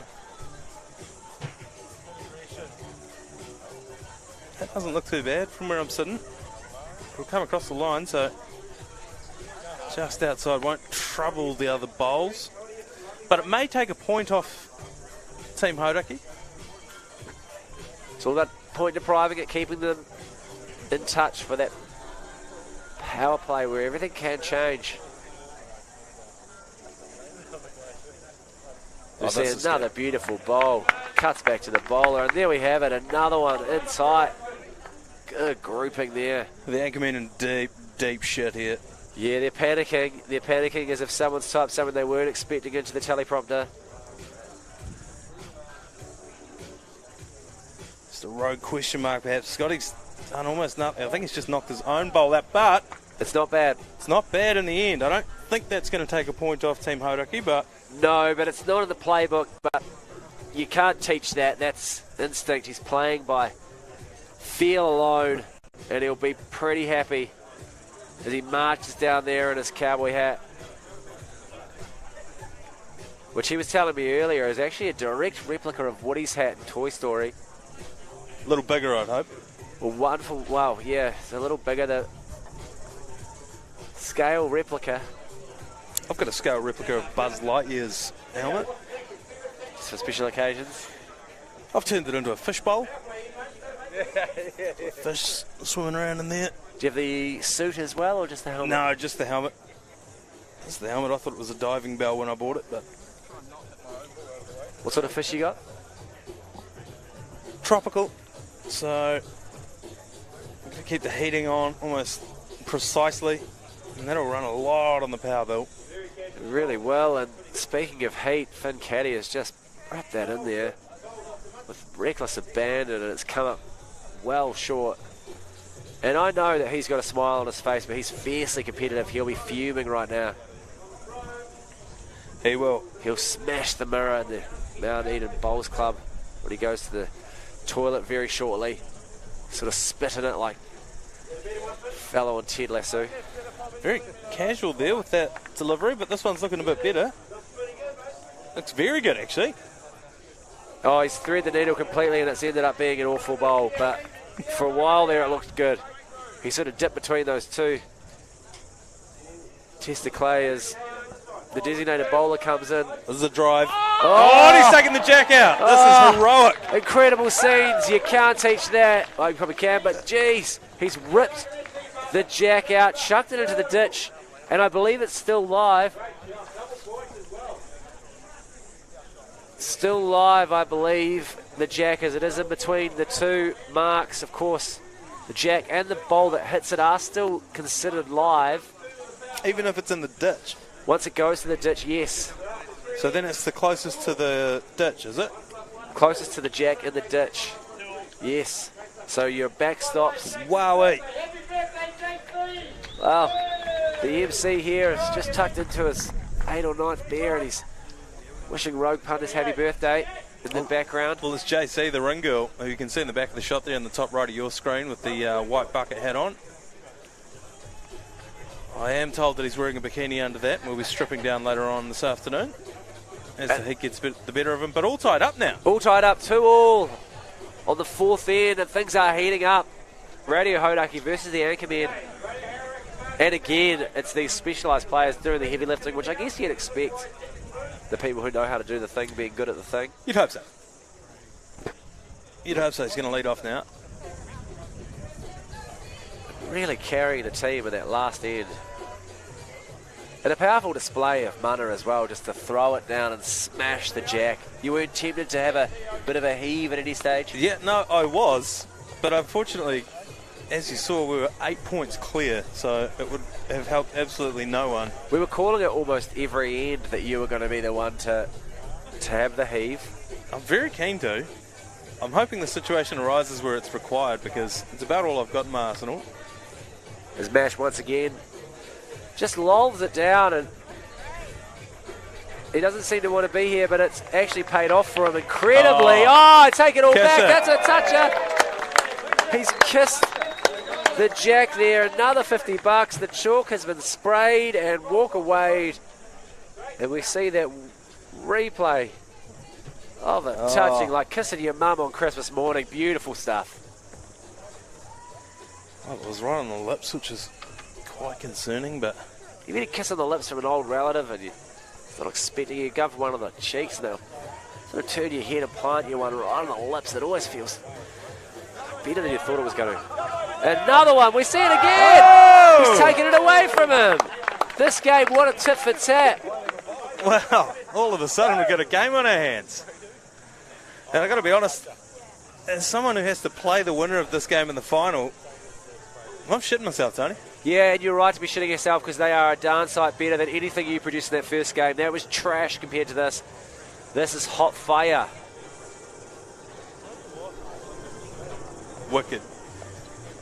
This one's going to come around, but not quite enough. And it'll be a little too long. But I mean, again, that would have scored in our game. Yeah, that would have been probably the closest bowl. Yeah. And Scotty J. Stevenson was commentating that first game, and he was absolutely lighting you guys up, throwing some big stones from the glass house that is the commentary position. And he comes in again, and, well, there is a disparate. Oh, my word. Oh, he's actually done himself a mischief there. And well, just a little bit, but you wouldn't be disappointed with that kind of bowl. No, he's dapping up Tio. It's Matt Heath, the hatless Heath, comes in again. And this is the power play for Team Hauraki this end. The double points on offer, that will sail past. But it's a, I mean, that again is a good bowl. Yeah, a bit of insurance policy there in case anyone attacks that jack. Bit of cover. Bit of a backstop, I believe they call it in the bigs. Scotty J. Stevenson comes in, gets low and unleashes. It's very wide. It's very wide, and I believe that's coming into the wind. It's going to stop short, but again, very solid grouping. Matt Heath persisting with the hat on, take it off before he bowls every time approach. You don't see a skate shoe like that often on the green either. Is that a DC3? Can't quite tell from this angle, but it's very tonguey, and so is this bowl. That'll sail into the ditch. So they'll go down and have a look. Swap ends, and McConey and Selena will come down this end. Yeah, I think mismatch. It is a mismatch completely. He's outplayed, outwitted, and outlasted. And outside. That he is. As we see again, a heavily shaded commentary arena. Thankfully so, as well, as the sun just ducks behind a cloud, but it won't be behind there for long. It is about 27 degrees here. And there's a festive atmosphere as well. There's a DJ dropping it like it is hot. Well, it is hot. A lot of people bopping around. And a lot of spectators here in their gang colours. So I believe we've got bowls clubs from around the country. Oh, is that what that is? No idea. I think I saw a guy get shoved in the toilets before. That was me. I was just trying to procure another medal. Turns out it was a war medal, so I didn't want it. Nazi memorabilia, very controversial. to see Matt Heath's hat get blown off in the background. Just leave it off. I'm wondering if his head's too small for the hat. Just leave it off. His head's too small for the hat, but that is an absolute belter. Oh, and his clean house knocked the two closest bowls away. Sorry, she. Try and move this ball on that hand, mate. Hit it. As James McConey comes in, trying to tidy up after. Oh, he's gone for the drive. Sal Goddard, and he's humiliated himself. An absolute shitter there from James McConey. Oh, that's embarrassing. That is absolutely embarrassing. To be fair, I don't know that even if he had tried his hardest that was going to do anything. Here's the replay of that shot, though. Yeah, incredible scene. She's bopped out that other one, and I think leaving herself, I could be wrong, all 3 points there, helping herself. Sal Goddard comes in again for her last bowl. Add to the tally. This is still the power play, I believe. You did right there. It is the power play for Radio Hauraki. And I think they're going to gorge. Well, I think 1 point. I think that's one, which in power play parlance is 2. 1 for 2, which you will take. Be about time for you to stand up, wouldn't it, Tony? Yeah, according to my watch, I've been sitting down too long, but evidently I prefer to sit. I will stand momentarily just to obey the watch lords. Satiate them. So 4-2 to Radio Hauraki. The final end, unlike your game, Manai Stewart, this has come down to the wire. Yeah. And it's all to play for. The Anchorman, it would be a surprise, to be honest. It seems that Scotty J. Stevenson and Finn Caddy Mash will be the respective skippers of the Anchorman and Radio Hauraki. And look, you'd have to say a higher quality of bowls being played in this frame than in the one that I was part of. My only hope here is that the 11-1 victory is enough to really put the willies up them. Yeah, it's a psychological devastator. Yeah. The 11-1 victory. They're coming in scared. They've only just scraped past. Whoever will win this is Matt Heath, the hatless. Grimacing takes his first bowl. Well, it's a long way back up from the floor, isn't it, for Matt Heath? Certainly is. He groans into place. And that's not a bad first bowl. It's just sort of obstructing the view of the other bowlers. Sorry, just a slight distraction as Poppy offers us both a beer and we it's getting to that fall sort of over occasion ourselves. where you realise probably not going to be driving home. Might have to get an Uber. Oh, don't worry, the missus is coming past after this, so... Well, that's great news, as we have another. What do you call it when they hit the jack? I like to call it sort of a ball off. Yep, well, we got a big ball off, and that's another $25 in the kitty. That is, well, asked Bobby here, what is it called when two balls hit each other when you cast it down and it smashes into another one? It's very exciting. Is there a name for that? It depends what the result is. It's good luck or bad luck. You're trying to smash me out of the way like Selena. But they've hit the jack, but then they've had to put it back on the dot there, have they? On the 2 metre? Yeah. The jack has gone outside of the parameters of the game and it's been put back on the 2 metre. Is that another touch? It's another touch. Another touch. That's a kill when it gets knocked out of space and time. Some real shoddy commentary there as we get third-party advice that was off mic. But nonetheless, we carry on. Matt Heath will be looking to kill himself after that one. It was a very, very stray, wayward bowl. I did see a short length of vacuum cord in his car, which concerned me, but... That's one a little bit wobbly out of the hand from McConey. It's almost not turned at all. No, it's gone straight up the guts, and that will hit the ditch. It's across the ditch faster than a recently qualified labourer. So I like the offhand action there from Selena. She sort of almost squares herself up with the left hand, is it? Pointing at the elbow. Yeah, she really has good technique, good posture, good follow through. It's just textbook bowling. As does Teo Tutua there, just stalking his prey like a panther. And gentle as you like, although too much club. Again, sailing through. A little bit of shade starting to come into effect here. I think there's a cabbage tree or perhaps a yucca down one end that's just casting a shadow over the jack. Let's see how that plays out. Yeah, it's very yucca-like to be ruining everyone's day. as we see a very well-weighted bowl come here, but ending up almost exactly where the first jack started. Beautiful Export Ultra party shirts, both on Turo as well as yourself there. Yeah, well, James McConey getting the wrong party shirt and humiliating his team, and I think I probably got the wrong one too, but some sizing issues there as Teo does land in the middle of that cabbage tree shadow. And even though I think it's quite clear he's won that, again, I'd be asking for the measuring tape here. Yeah, you've got to do it. It's psychological warfare. I wouldn't be relying on Matt Heath's etnies as an effective measure. No, a very thick-tongue shoe, which I actually think makes skating harder, but it's neither here nor there. And Mash, Scotty J. Stevenson wander off down the green, having surveyed all before them, like conquering heroes, thinking, how are we going to pull this one out of the fire? Well, it's all on Scotty J as he gets chirped from the crowd. I think that's some sundry members of the Radio Hauraki team there. There's a couple of people wrist watching him out there as well, which does seem... Well, it's aggressive. A bit grubby. Mash kicks into this final stanza of the final game, and I think he's apologised for it. yeah, it's a shitter. It's a real stonker there.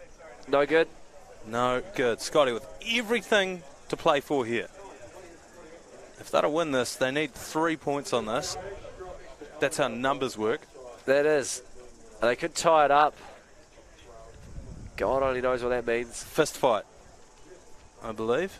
But again, that is trash, so they won't be bothering the scorers. So 1 point to the Anchorman at this stage. Is that what you read that as? I'd say it's their one up, but they do need 2. So it all could come down to this final bowl, as Mash is too short. He's come up undercooked. And here we go. The final bowl. What can he pull out here? He's walking back up after it with a grin on his face, and he's absolutely cooked it. Yeah, that's disappointing for Scotty there. That one's just not going to come back as much as he needed it to. No, and it was set for a grandstand finish, but I think it's got to be too little too late here for the Anchorman, but I've been wrong before. We'll wait for the official tally. Get the tape measure out. So we are measuring this, and there will be a third and fourth playoff. Movember will be playing whoever is about to lose here, which I think could be the Anchorman. I mean, this seems academic, and they do need 2. We could just be padding the stats here.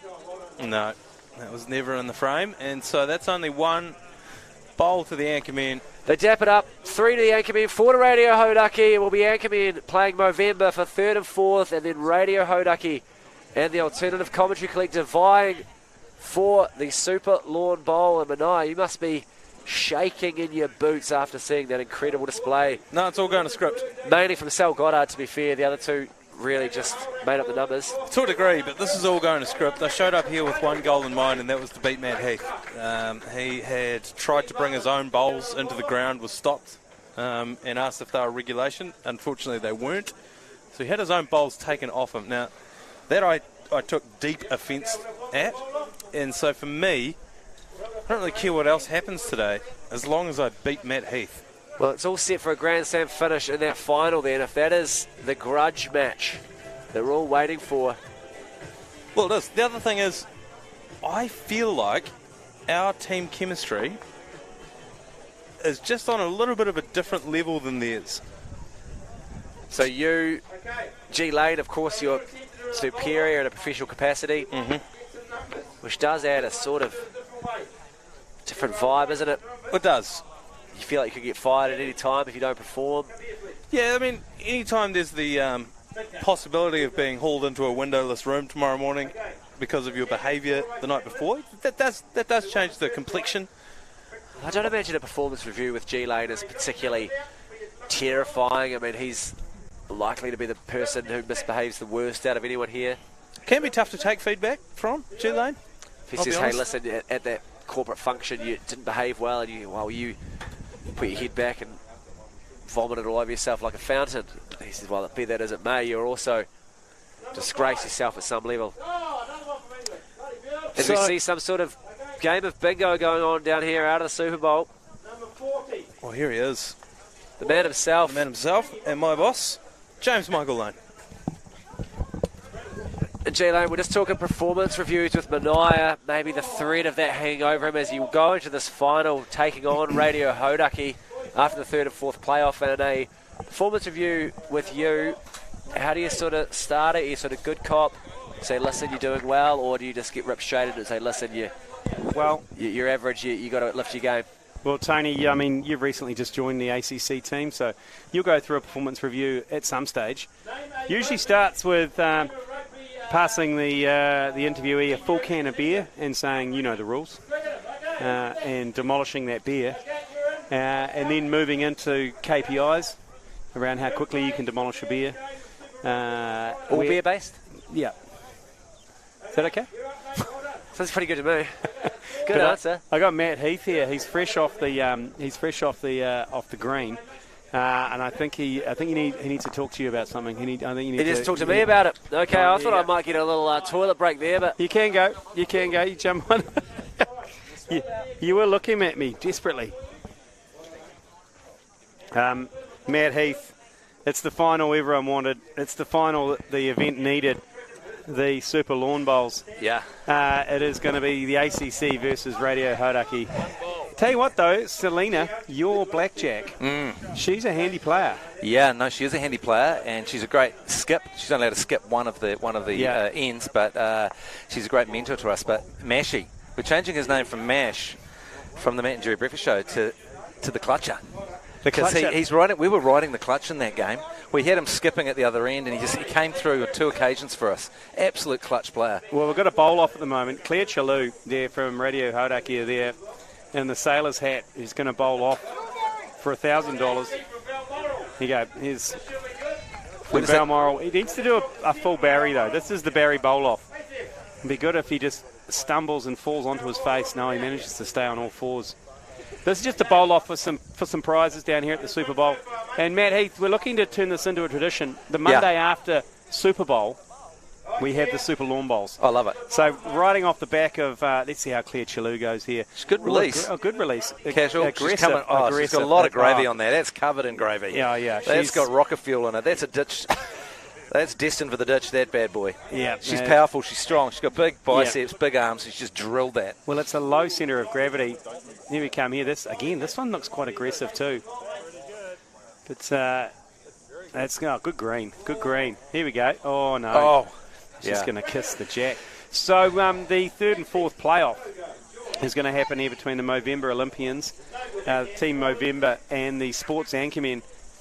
I must admit, Teo, for the Sports Anchormen, their blackjack, handy player. Yeah, handy. Yeah, but it's about consistency across the team, because if your other two players, the non-pros, are Muppets, if it's a Muppet show from the other two, then it doesn't matter how good. Yeah. It doesn't matter how good your blackjack is.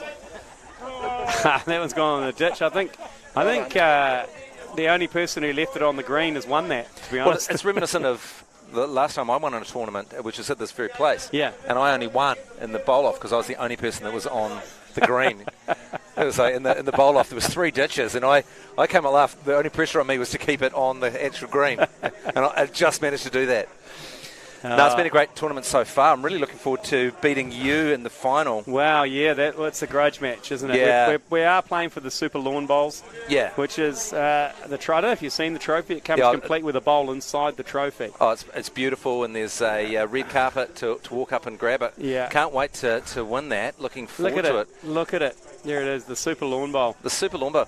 Beautiful, and whilst we're quite friendly on the outside, and me and you and I we'll shake hands and we'll smile to each faces, but don't be fooled. There's a lot of hatred and a lot of resentment between Radio Hauraki and the ACC teams. Yeah, absolutely.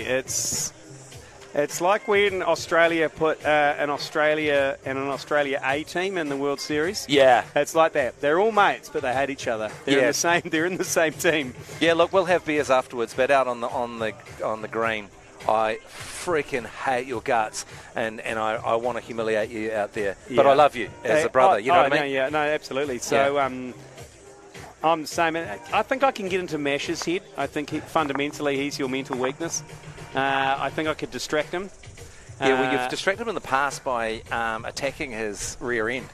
Yeah, it's his and weakness. He hates that. It's his weak point. It's like in Star Wars, when that one weak point of the Death Star is that tiny pothole. Oh, yeah, when you fly down his alley, when you fly down his trench, and then fire one the first shot. It's like, it didn't go in, it just impacted on the surface.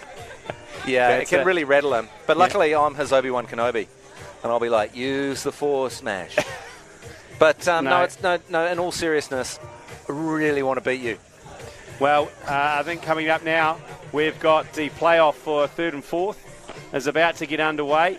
It's going to be the Sports Anchorman. And the Sports Anchorman and the Olympians. Had a good chat to the Olympian boys, which is Aidan and Blair, who are the Black Sticks. Qualified for Paris recently over in Oman. And I said to them, you are going to enjoy Paris. Yeah. As an Olympics, you are going to enjoy. But I mean, they're fairly experienced. Blair's been to a couple of Olympics, so he knows his way around an Olympic village. Yeah. He gave me an insight into the Rio Olympic village. Oh my goodness, Jesus really? Christ. Yeah. But Paris, I think, will be a step up. So.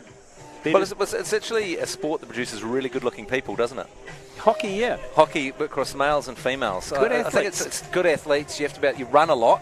Except for there's not often a big buffer in the goals that you just cover in pads, but the rest of them are running a lot. But you've got to have a bit of strength in the arms. Yeah. Yeah, no, it produces good-looking people, doesn't it? It does. The hockey. Quite sly. Yeah. Slithe. Does it say slithe? Is that, yes. like what is the word? There's a word. Slithe? Slim. Yeah, slim, but there's a word. Slim, but there's a word in there for it, yeah. I mean, what kind of bodies does lawn bowls produce? I mean, what's the perfect physique for a roll-up? I think you need to be a low centre of gravity. I mean, I'm looking at our partner, T-Bone there, Tony. He's just cracked into about his ninth Export Ultra. So that may be our weakness out there. Well, I'm thinking about channeling the great Phil Scoglin. Are you? Yeah, and I was, but then I found out we weren't allowed to smoke while we were bowling. Because Phil Scoglin never rolled up without a ciggy hanging out the side of his mouth. Were you just going to hang a rollie out the side of your... You can still hang a rollie out the side, it just can't be on fire. Yeah, right. Okay. I've tried to create a move to give myself a bit of a character, give something to follow. Just before I bowl, I take my hat off. I saw that. And I throw it on the ground. I saw that. It's just a little bit of flair for people. I saw that. I was like, I was wondering if that was your signature move. Yeah, it's my little signature. Throwing the hat on the floor. Aggressively throw it on the ground. Yeah, I was wondering that. I saw you do it twice, and I was like, is that a thing? That's the thing I'm going to do. Yeah, right. So if you want to get inside my head, I guess glue my hat. You know, if you come up behind me with some super glue or something, or some chewing gum, spit it in my hair and stick my hat down, that'll mess me up. Right, we're going to get... third and fourth. Third and fourth is going to get underway here. But, shall I step out of the commentary booth and hand it back over to the bowls expert Tony Lyle? Yeah, well, we did bring Tony in, but should we talk our way through this? Give Tony some dinner time. Okay, we'll give Tony some. We'll give you some dinner time, Give Tony. some dinner. Give him some beers. Okay. He's in lasagna toppers here. Oh, actually, the Southern Fried Chicken topper. Oh. They got gobbled up. It's. Here we go. So here's Aidan, Blair, and Jana. She's really talks his team through. The good one is McGoney. Which one's Blair? Is he the Brad Pitt looking Blair's guy? the taller one. Right, yeah. And Aidan's your Brad. Aidan's been setting some ladies' hearts aflutter. Yes, yeah. I was standing watching, and someone said, "Could you get out of the way, please?" And I said, "To watch the bowls." No, they said to watch Aidan. Yeah. Well, I mean, there was a lot of concern around his injury on his hand, and I was like, "Are you really?" And I was like, "No, I'm not that concerned about the injury." There we go. Look at a good-looking bunch. Yeah, well, I've got to say, having played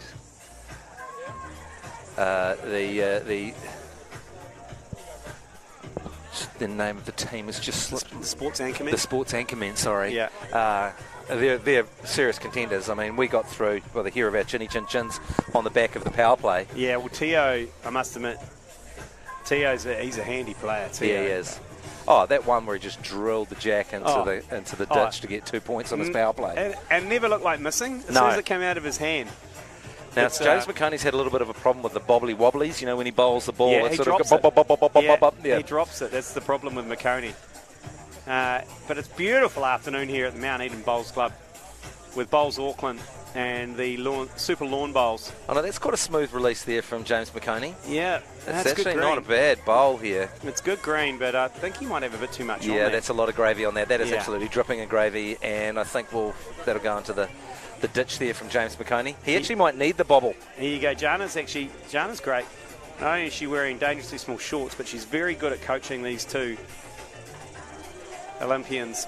There's a lot of great legs, male and female, on display today. I tell you what put me off when I were playing the Olympians, and that is the dangerously tight pants of both Blair and Aiden.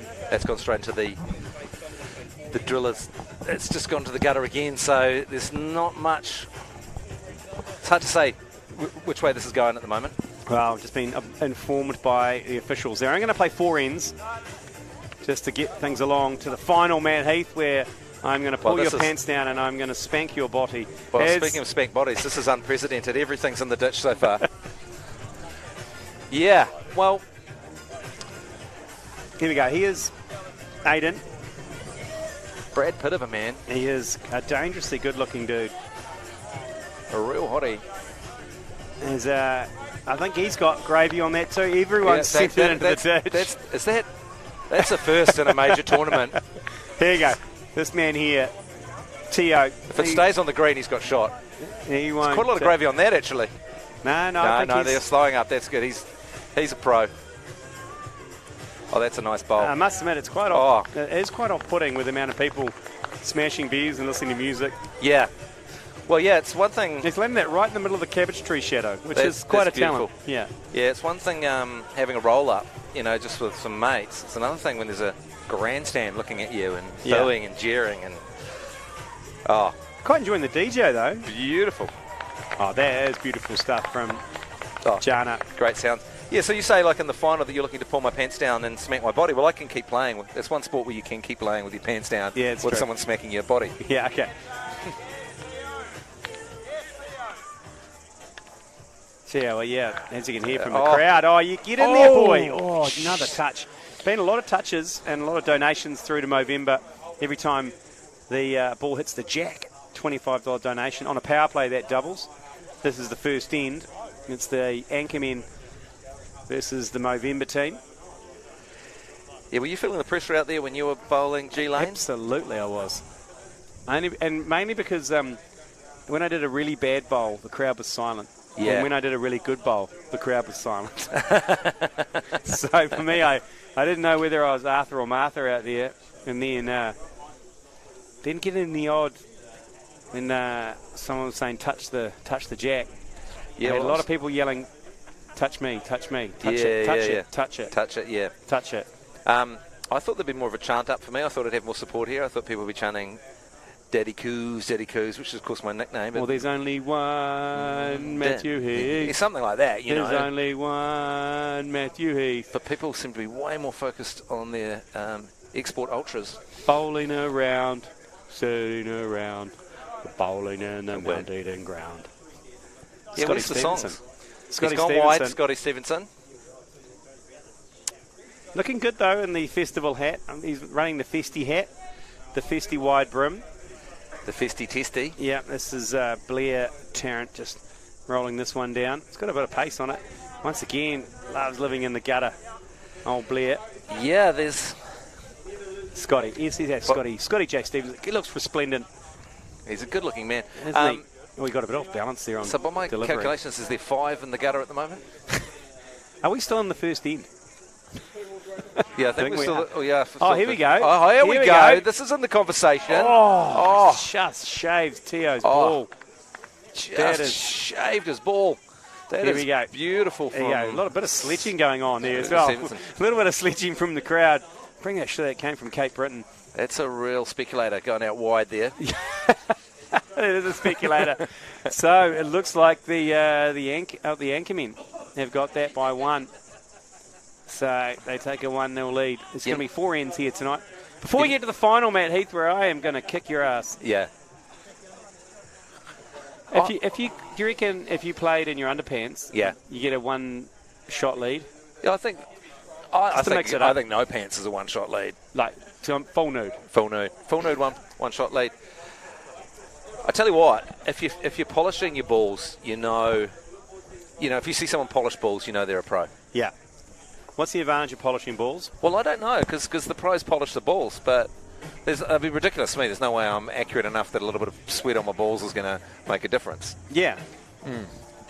So, but then again, it's quite intimidating if I'm coming up and I'm polishing my balls. Because sometimes you see people with the rag, and they put it in the rag and do the double-handed, kind of like the double pepper grinder kind of situation. Probably say punishing my bowls would probably be a better way to say that than punishing. Not punishing my balls. Yeah. Polishing. Punishing your balls? It's not anything. It's punishing your balls. No, it's polishing your bowls. Yeah. Oh, James McConey, he's having a shocker. That is. I think that's a wrong bias situation right there. I don't know. It's gone way off. It's out of bounds. The call from the umpire, that's out of bounds, and CJ takes that off. Says, "Get out of here, James McConey." Here comes Blair. Real catch. Oh no, he's not happy with it. He's got too much on. He's too much gravy on that. Once again in the gutter there. There's too much gravy on that. And he's smashed that well downfield. Oh my God, there's straight in the gutter. Here comes McConey. McConey's not happy either. Walks away in disgust. Is that headed straight for the gutter? That's a wrong bias again. Okay, it's the little circle. Yeah, in the middle. That's the first one of the day. Yeah. Yeah, it's the first one of the day from James McConey. Yeah, he isn't.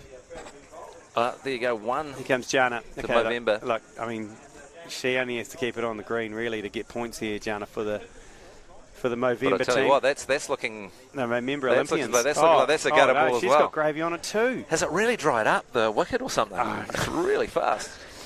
Oh, Teo here. Here you go, Teo. Teo's not here to. He's not here to muck around. And look at that. That looks very good. He's not here to. Very good indeed. He's not here to F Jacks. Is he going to touch? He's not here to F There he is. Touch. Yes! I think that's the third time today he's touched the jack. No, he loves touching up the jack. He will touch it up all day long. Look at the slow-mo here. Oh, nothing but jack. Oh, that is hot. That's called the jack off there. Once you do it 3 times, it's officially known as the jack off. He's making a lot of money for the Movember Charity Day with the way he jacks off. And meanwhile,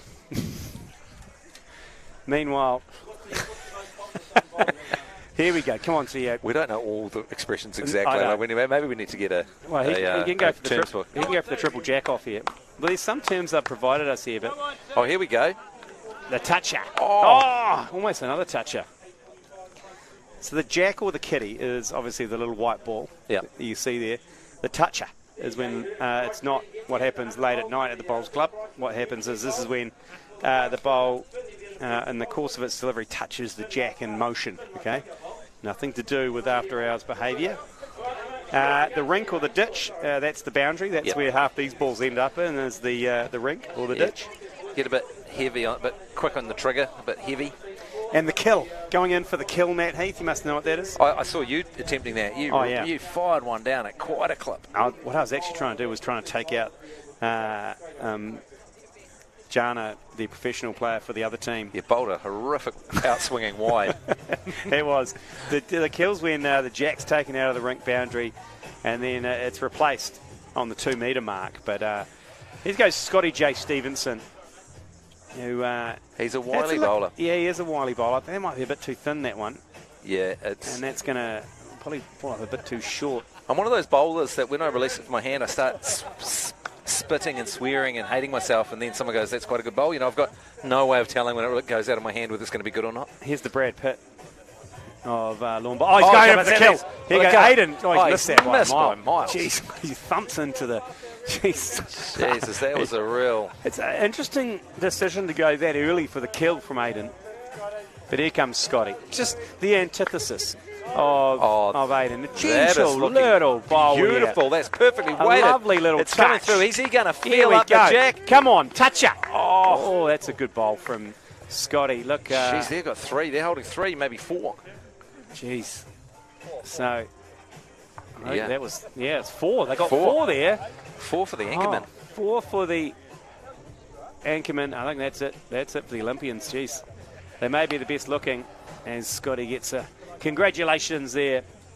Well, they're used to playing. They're used to playing hockey on a very similar sort of ground, but in that, there's no prizes for hitting it gently, is there? Yeah, well, it's quite interesting in our game. Blair Tarrant there, the taller one standing on the back there, he started to give our professional Tony Grantham a bit of jip. Oh, really? And he gave him a bit of jip, and Tony didn't like it. Really? It was more around the fact that he was claiming 2 or more bowls on his end. This is the third end, the Anchorman ahead. 4-1. That's off on its own little journey. That one. That's in a different game than this one.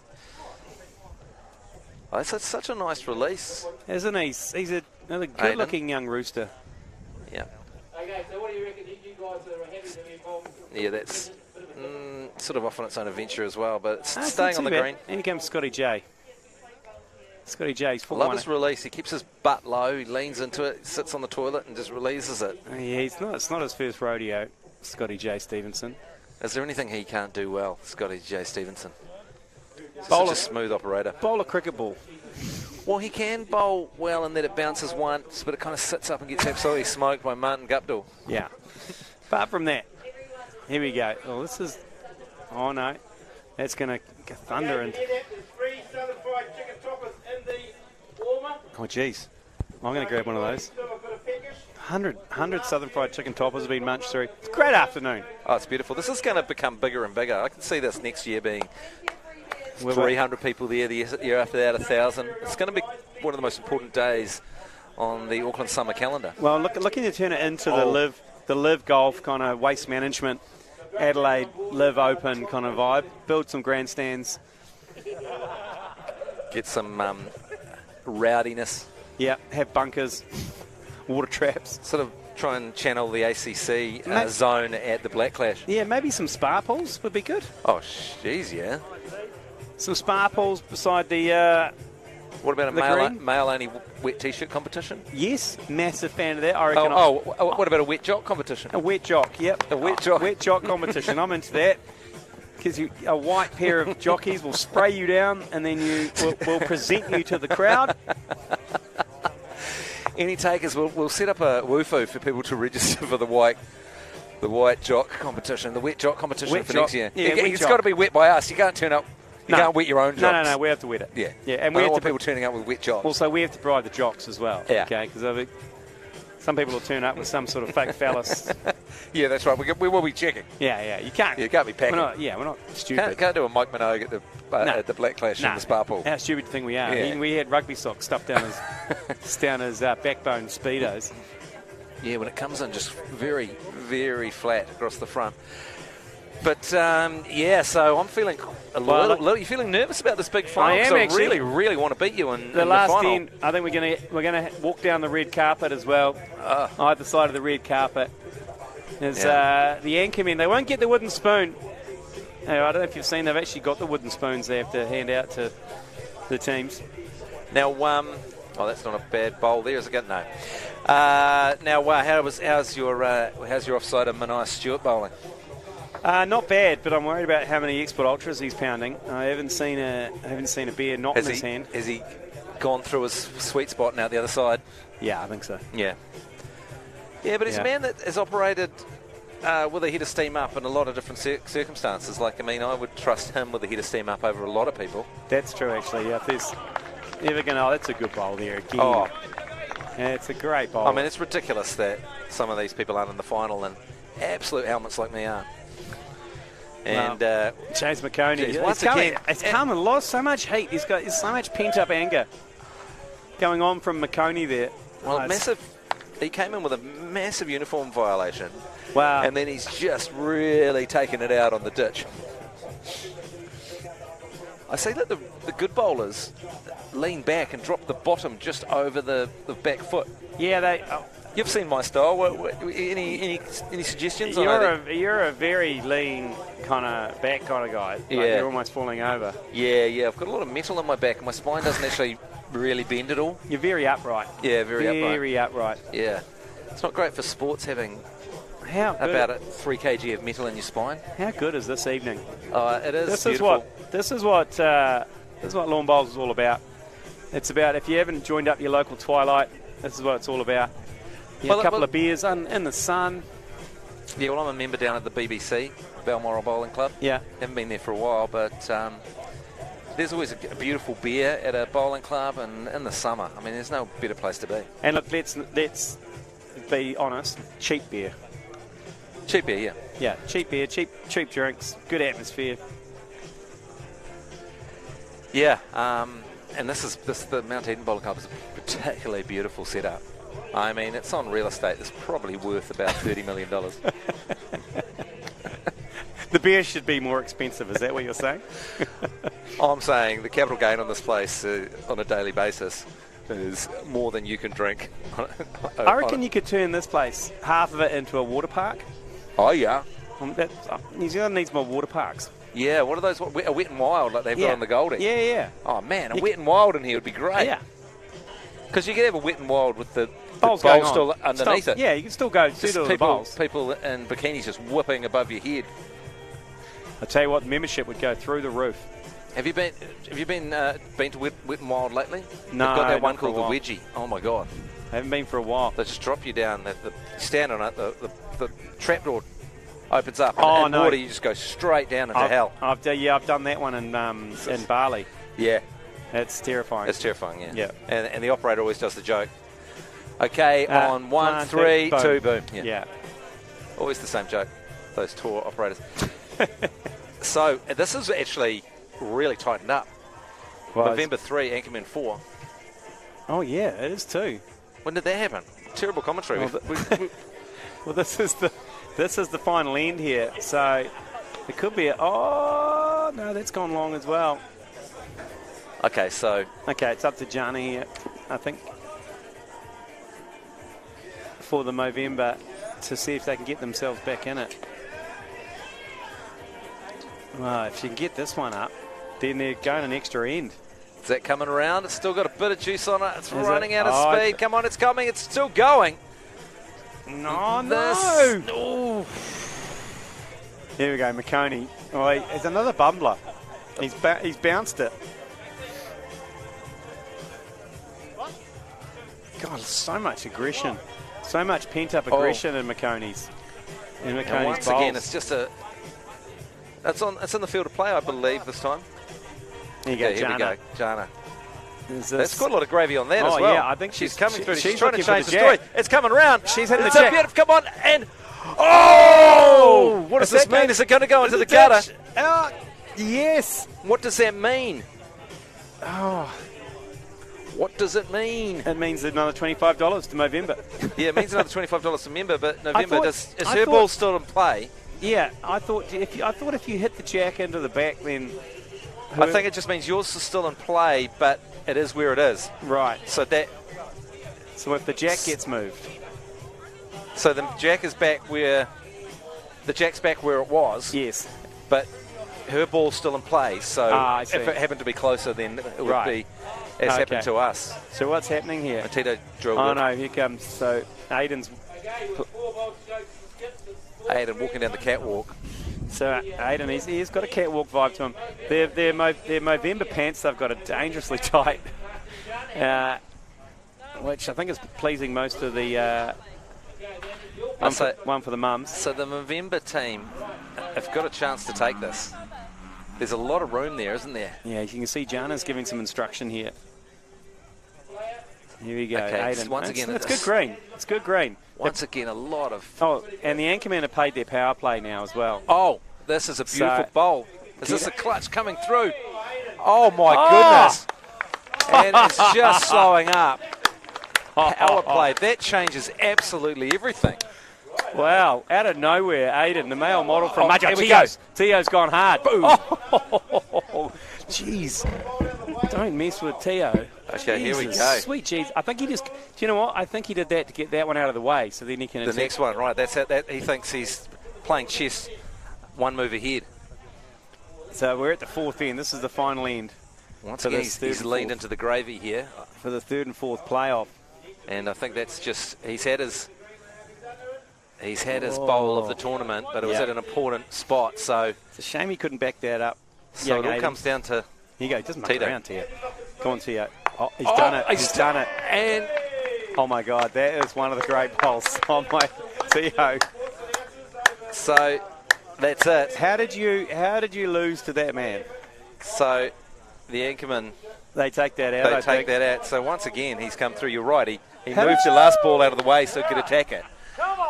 Man, he's playing 3D chess out there. That man, Tio, get him a... well, he plays for New Zealand, obviously. He plays for the Blackjacks. But how did you beat him?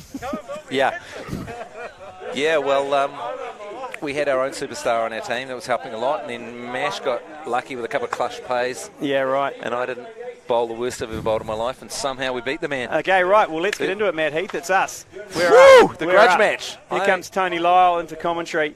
Yeah. And we'll get James McConey over here as well. Yeah. To talk to his effort. But see you on the green, mate. Yeah, man. I'm looking forward to smacking your little body.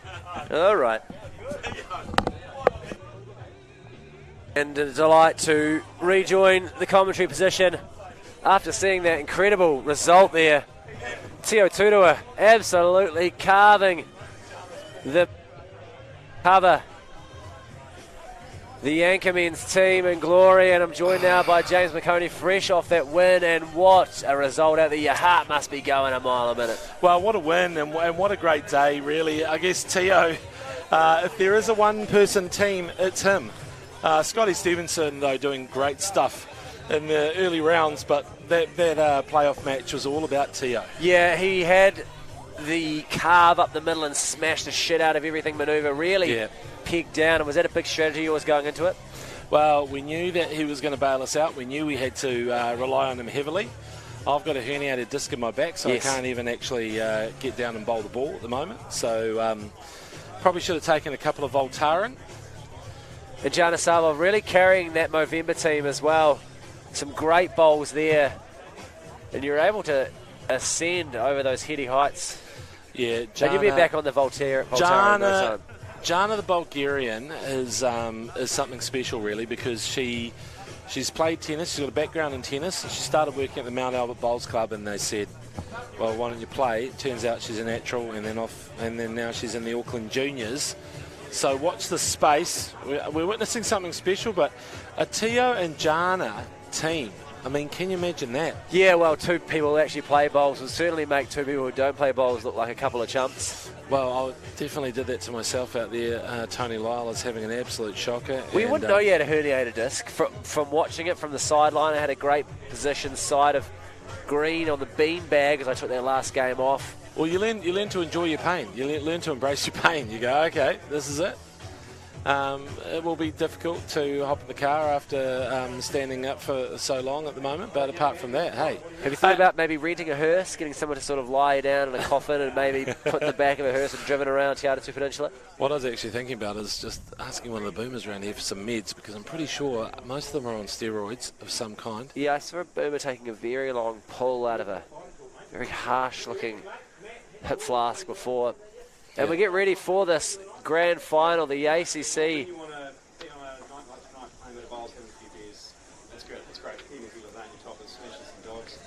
Tony, you hold the fort for a second. I'll sort of get a drink. What are you after? No, Export Ultra, please, as always.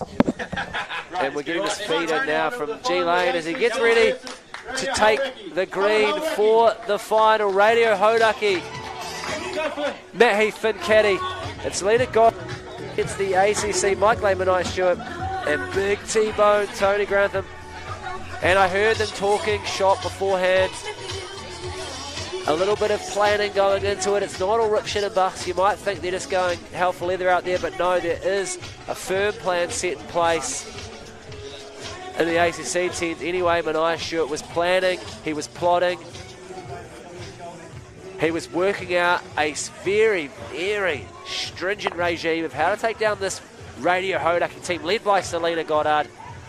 She is really holding the fort from Matt Heath, who's borderline incompetent, and Finn Caddy, who does look like he doesn't give two hoots. But I talked to him before and he said he was very nervous. Every bowl he took, his heart was beating. But he looked as if he didn't mind at all. So interesting to see how that resonates. And here we go, the pre-game photo. All smiles, all fun, but let me tell you, underneath that is a fierce competitive rivalry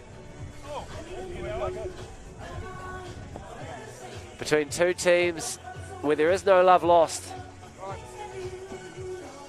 And we've had the rock-off, the ceremonial rock-off, and I do believe the ACC will throw the first bowl in this grand final for the Super Lawn Bowl. As another Export Ultra is brought up to add to the absolute graveyard on the commentators' table. And this is it, live from the Mount Eden Bowling Club, the grand final in the Super Lawn Bowl. Extremely fast. There's a lot of heavy-handed players out there, mainly the Black Sticks hockey players and myself finding the ditch. But someone who doesn't find it, here's G Lane straight away. He's played a lot of bowls in his time because, of course, it is for him another opportunity to hit the piss. Yeah, he does enjoy hitting the piss. Some people would say it's a huge problem. Mostly his family. And there comes the hats off. Matt Heath means business. The trademark grimace that we've become accustomed to all day. And he sends it in this first end. And the absolute smears of... Well, Heath stands on the mat for a long time. Mat on the mat, basically, we're finding. And it's not bad. It's not bad from him, but he psychs people out. He psychs the other player out. I'm going to stand here on the mat for as long as possible. G-Lane puts a bit of sauce on it. Now, there's a large decorative placard in the middle of the green. Does that change how the ball rolls at all? The large Super Bowl lawn decal? No, that actually helps because you can aim for it, but it didn't help me at all. They say, you know, lick the logo is the mantra out there. Lick the logo. Is that about the bowl or is it something else entirely? It could be anything really. I just enjoyed the phrase and I plan to lick the logo later on. I never did it out there actually. I might have a lick of the logo myself. As you see, Big T-Bone, Tony Grantham come in for the first time and exert himself here. Here's the crafty veteran, the wily assassin, and it's a great first bowl from him. Well, T-Bone gives you the added bonus of having absolute yarns and basically lots of, I guess you call it, sage advice. Yeah, bit of a shitter though from him first up. He has sort of blocked the path, but Sal Goddard, she's good enough to go around that, and she will. Well, and she'll thread the needle and hopefully hold that up. Selena Teenwich, she knows what she's doing, and she's put it in a nice position. Here is T-Bone. Yep, big T-Bone, he's coming in hot. Hot off the grill is the T-Bone, and it's not a bad bowl at all. Maybe a little heavy for my liking. And the wind has died down a lot, which I think is wreaking havoc on the competitors as they fail to read it. It was blowing a gale before and it's died right down. Here goes the Teen Witch.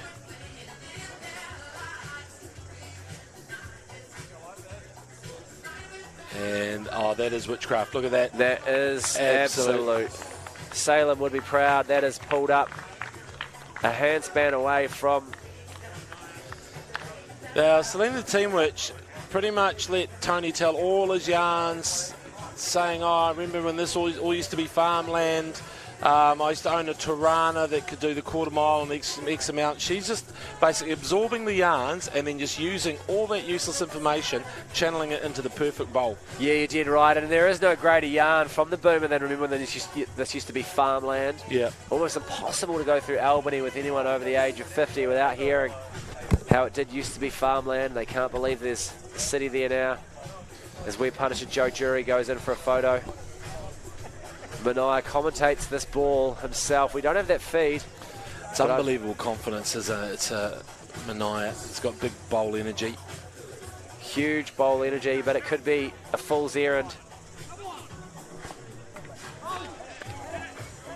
So once again, we see absolute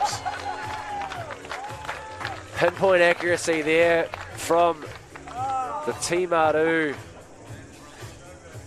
trophy winner. If this goes Well, is that his shot way. of the day from Mania Stewart? Let's just call it. Well, I don't know if he's got a toucher, which would make it the shot of the day.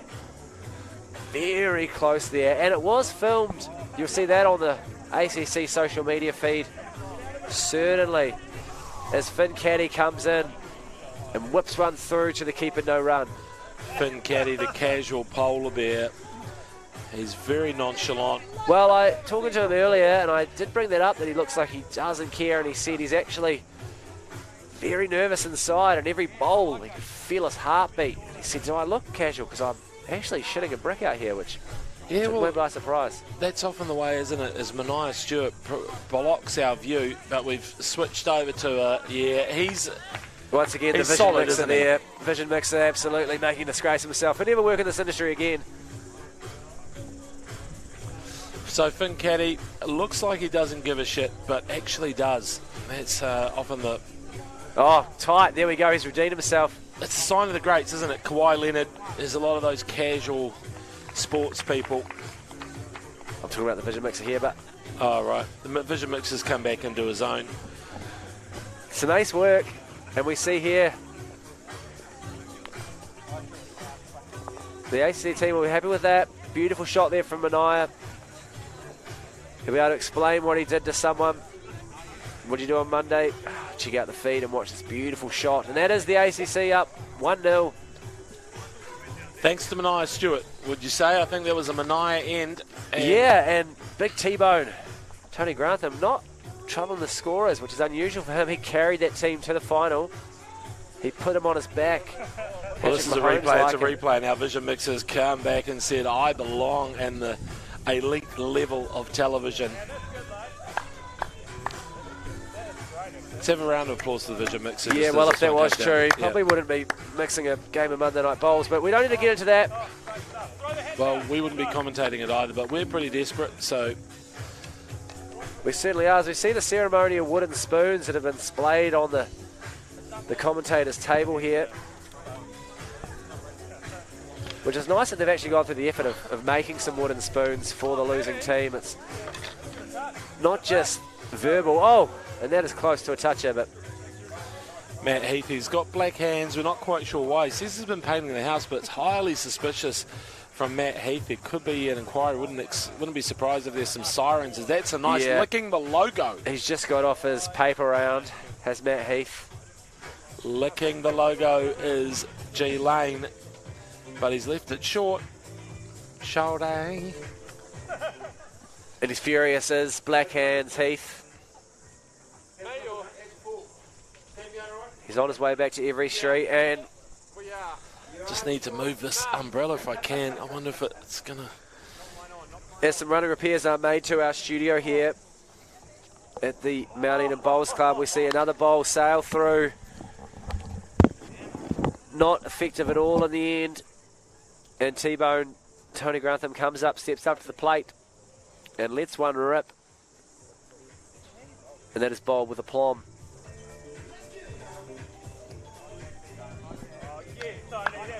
And that is a beautiful bowl.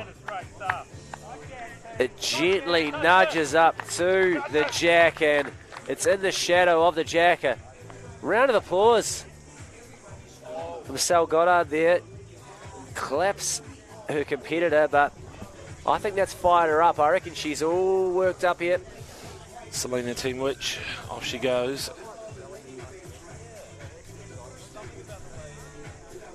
She's now an older witch, a witch nonetheless.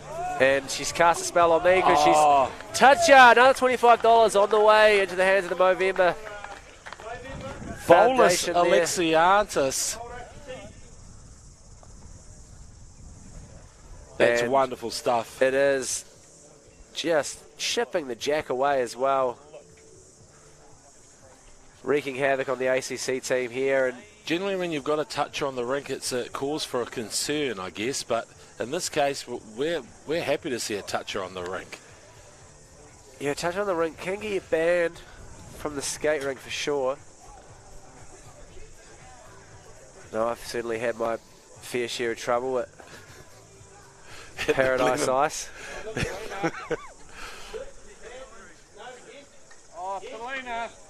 And that's another absolute beauty there. Another touch of back-to-back touches from Selena, the Teenage Witch. Selena has taken control, and it's all just spells all round. She's got the magic stick. Yeah, $50 to Movember, and just this end, she's done more for men's health than an afternoon playing Nintendo. Well, Mania Stewart knows that something big has to come out of his hand. Well, he's a big game player. That's what he tells you. I've never seen him actually do it, but he'll tell you it. Here he goes. The thinker, he's held the position. He doesn't look happy. It's the hard part about showboating is when you don't perform when you do it, you look like a real cock and balls. Well, the casual clutcher, they're calling him out there. He's a clutcher. He's been clutch for that team, but can he do it? Can he deliver today? Yeah, it's as opposed to Selena the Teenage Witch, who you almost call the casual toucher. There we have Mania Stewart coming in again, and he's turned away. He's disgusted at himself, but I don't know why he'd be feeling that way. That looks pretty good to me.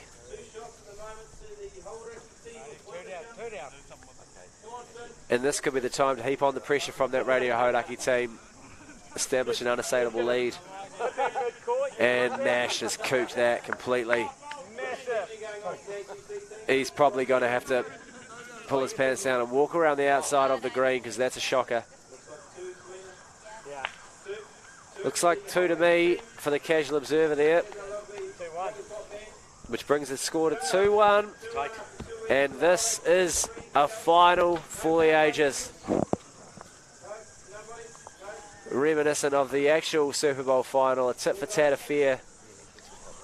Hope to God there's not overtime. Well, Hauraki versus the ACC, it's a rivalry as old as time. Some would say they've been in bed together, but right now you can tell there's a healthy disdain for each other. But actually the main issue is that Matt Heath has no time for Finn Caddy. This has been quite a concern. Been workplace bullying, calling him an intern for many a year now, even though he's been there 3 or 4 years. Yeah, that's tough. They do work very closely together on the Matt and Jerry show, but you will notice it's not called the Matt, Jerry and Mash show. That's exactly right. And so I could see some massive infighting, but Selena's keeping this team together. The Teenage Witch, she's like Bolus Leviosa out there. You can get a cream for that. As we see G-Lane drop a knee and do the honourable thing there. Did you see that cream on those home health diaries as G-Lane puts it in the ditch or close to it? Oh no, it's counting. Looks nice down there. G-Lane, to take it all back. It was a product called Effudix. Have you seen it? Effudix, yeah. I'm unfamiliar with Effudix. Oh, me and my daughter have a lot of laughs about Effudix. What does it take care of? I'm not sure, but I think it was either Melody Robinson or one of those people who had to pretty much sell their soul and deliver the line. Yeah, always tough to roll the eyes back and pay the mortgage with a walk down an aisle at a grocery store pharmacy to sell Effudix. Yeah. Bet there's a few Effudix in his household, G-Lane. And it is the power play this end for the ACC team looking to claw back their deficit. 1 bowl behind, and they won't with that sort of effort. Humiliating. So Selena, Teenage Witch, she's been magic so far. Can she do it again? The Hermione Granger of that team. Yeah, Finn giving off big Ron energy. Wow. Which I guess makes Matt Heath Harry Potter. I know he has a few scars. And here we go, big T-Bone. T-Bone, I love the way he cocks his leg. He's a cocker. He is a very established cocker, and that's too far. He's a massive cocker, T-Bone. He just cocks the leg, and you know that he's interested. Now the move here surely is to smash the jack out of bounds. It'll be replaced on that 2 metre line, and it's exactly where his active bowl lies.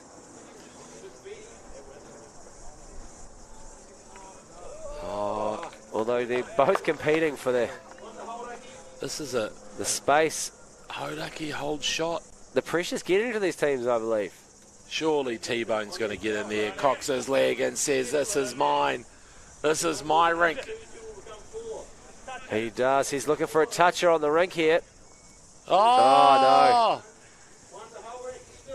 He's come up too early, and I am aghast, quite frankly.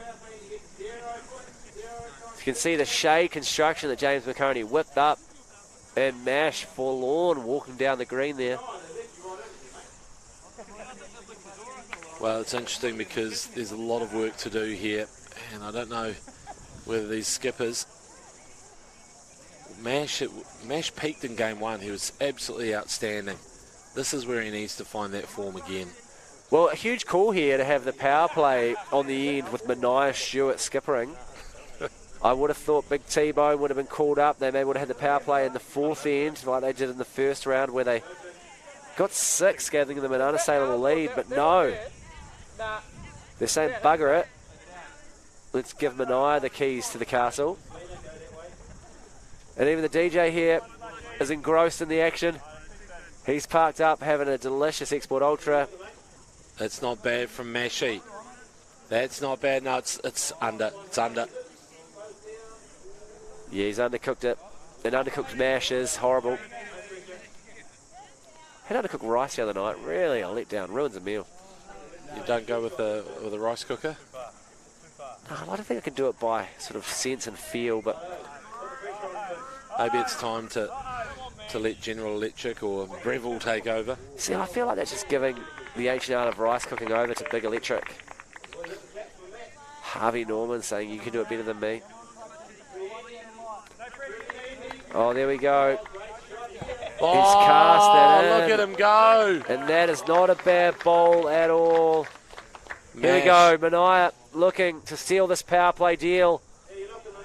And he's not looking. The no-look throwdown. He likes it. He's looking to wreak havoc here. He's overcooked wheels on it. He's absolutely screwed the pooch. So wait a second. Is it 2 for Hauraki? And if it is 2 for Hauraki, indeed, that is the ACC power play. So that's, you chalk up another win, really. Psychologically devastating. Wow, the crowd is really thinning out. This final isn't quite capturing the imagination here. I don't know what it is because there's some big names out there. Well, the free hot dogs left, and that's certainly...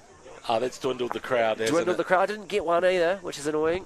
Sorry, mate. I would have actually... Yeah, you were actually broadcast hoovering into one for quite a long period of time. We commentated you eating a hot dog for about 7 minutes. Before the game started, it was a real saving grace in terms of content. Yep. Happy to oblige, happy to help out where I can. And there we have that lead blowing out to 5-1 Hauraki over the ACC, the old nemesis.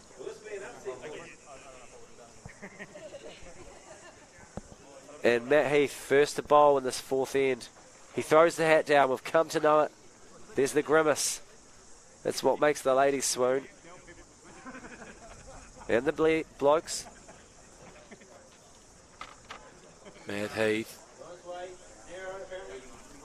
It is narrow.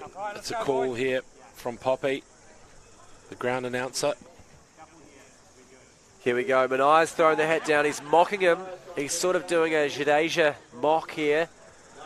But Matt Heath won't have it and puts the hat back on the head. And that could be just the juice Mania's looking for. Mania is he's fed up with the theatrics of Matt Heath. I think we all are, really. Yeah, we're all furious. Yeah, there's no need for it. This is a community lawn bowls club, and if you're going to bring your fancy Andre Agassi bullshit here, yeah, it's tough. Get out. It's tough to see Matt Heath, and you should be disgraced playing in skate shoes as well, which is a real faux pas.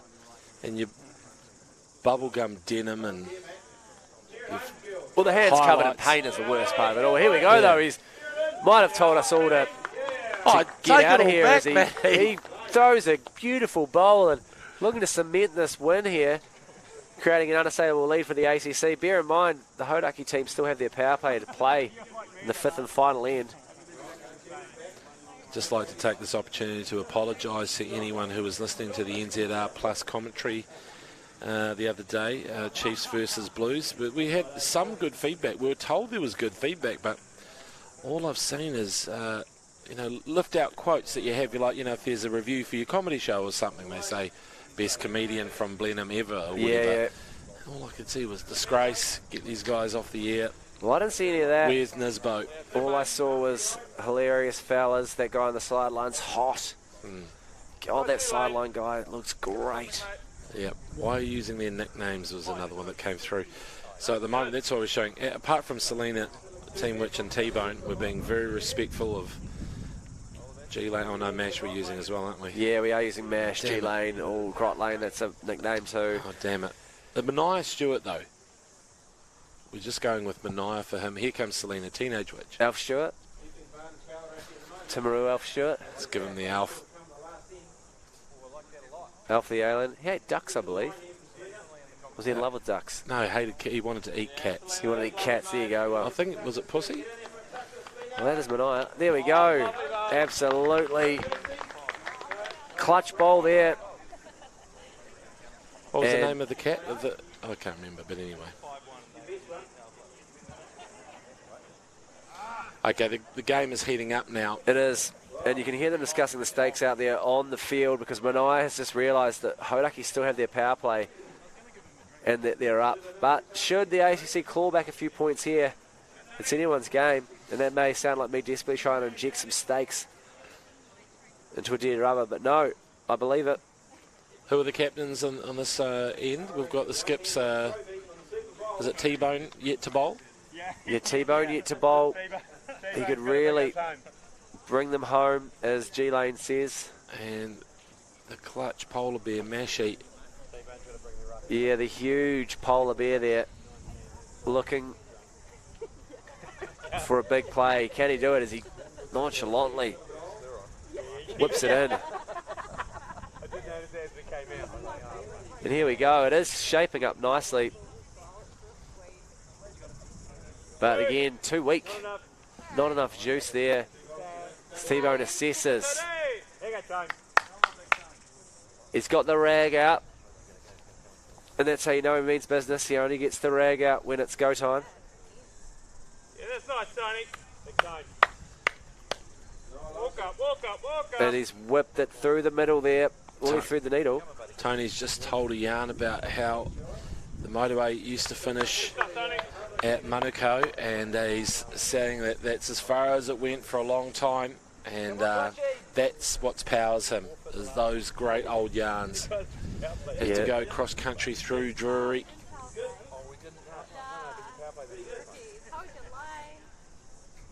Oh, there we go, another beautiful bowl. Up the middle in the shadows, casting long on the bowls now. These fellas have been out there in the heat for hours, and is that fatigue starting to take its toll? There he goes, sent one down after saying, when I grew up, there was only one TV channel. And that's how he does it. There you go. Oh, an absolute clutch play there from Big T-Bone. One TV channel, and this just in on that lonely news desk with a cardboard background. T-Bone taking shot. And they call him the boomer because of big booming bowls like that. Wreaking havoc. And the ACC 2, Hauraki 5, going into the final end. It's all to play for. Hauraki have their power play. So they would have the advantage. Matt, he's signalling there. That isn't the signal, but he's definitely waving his hands around.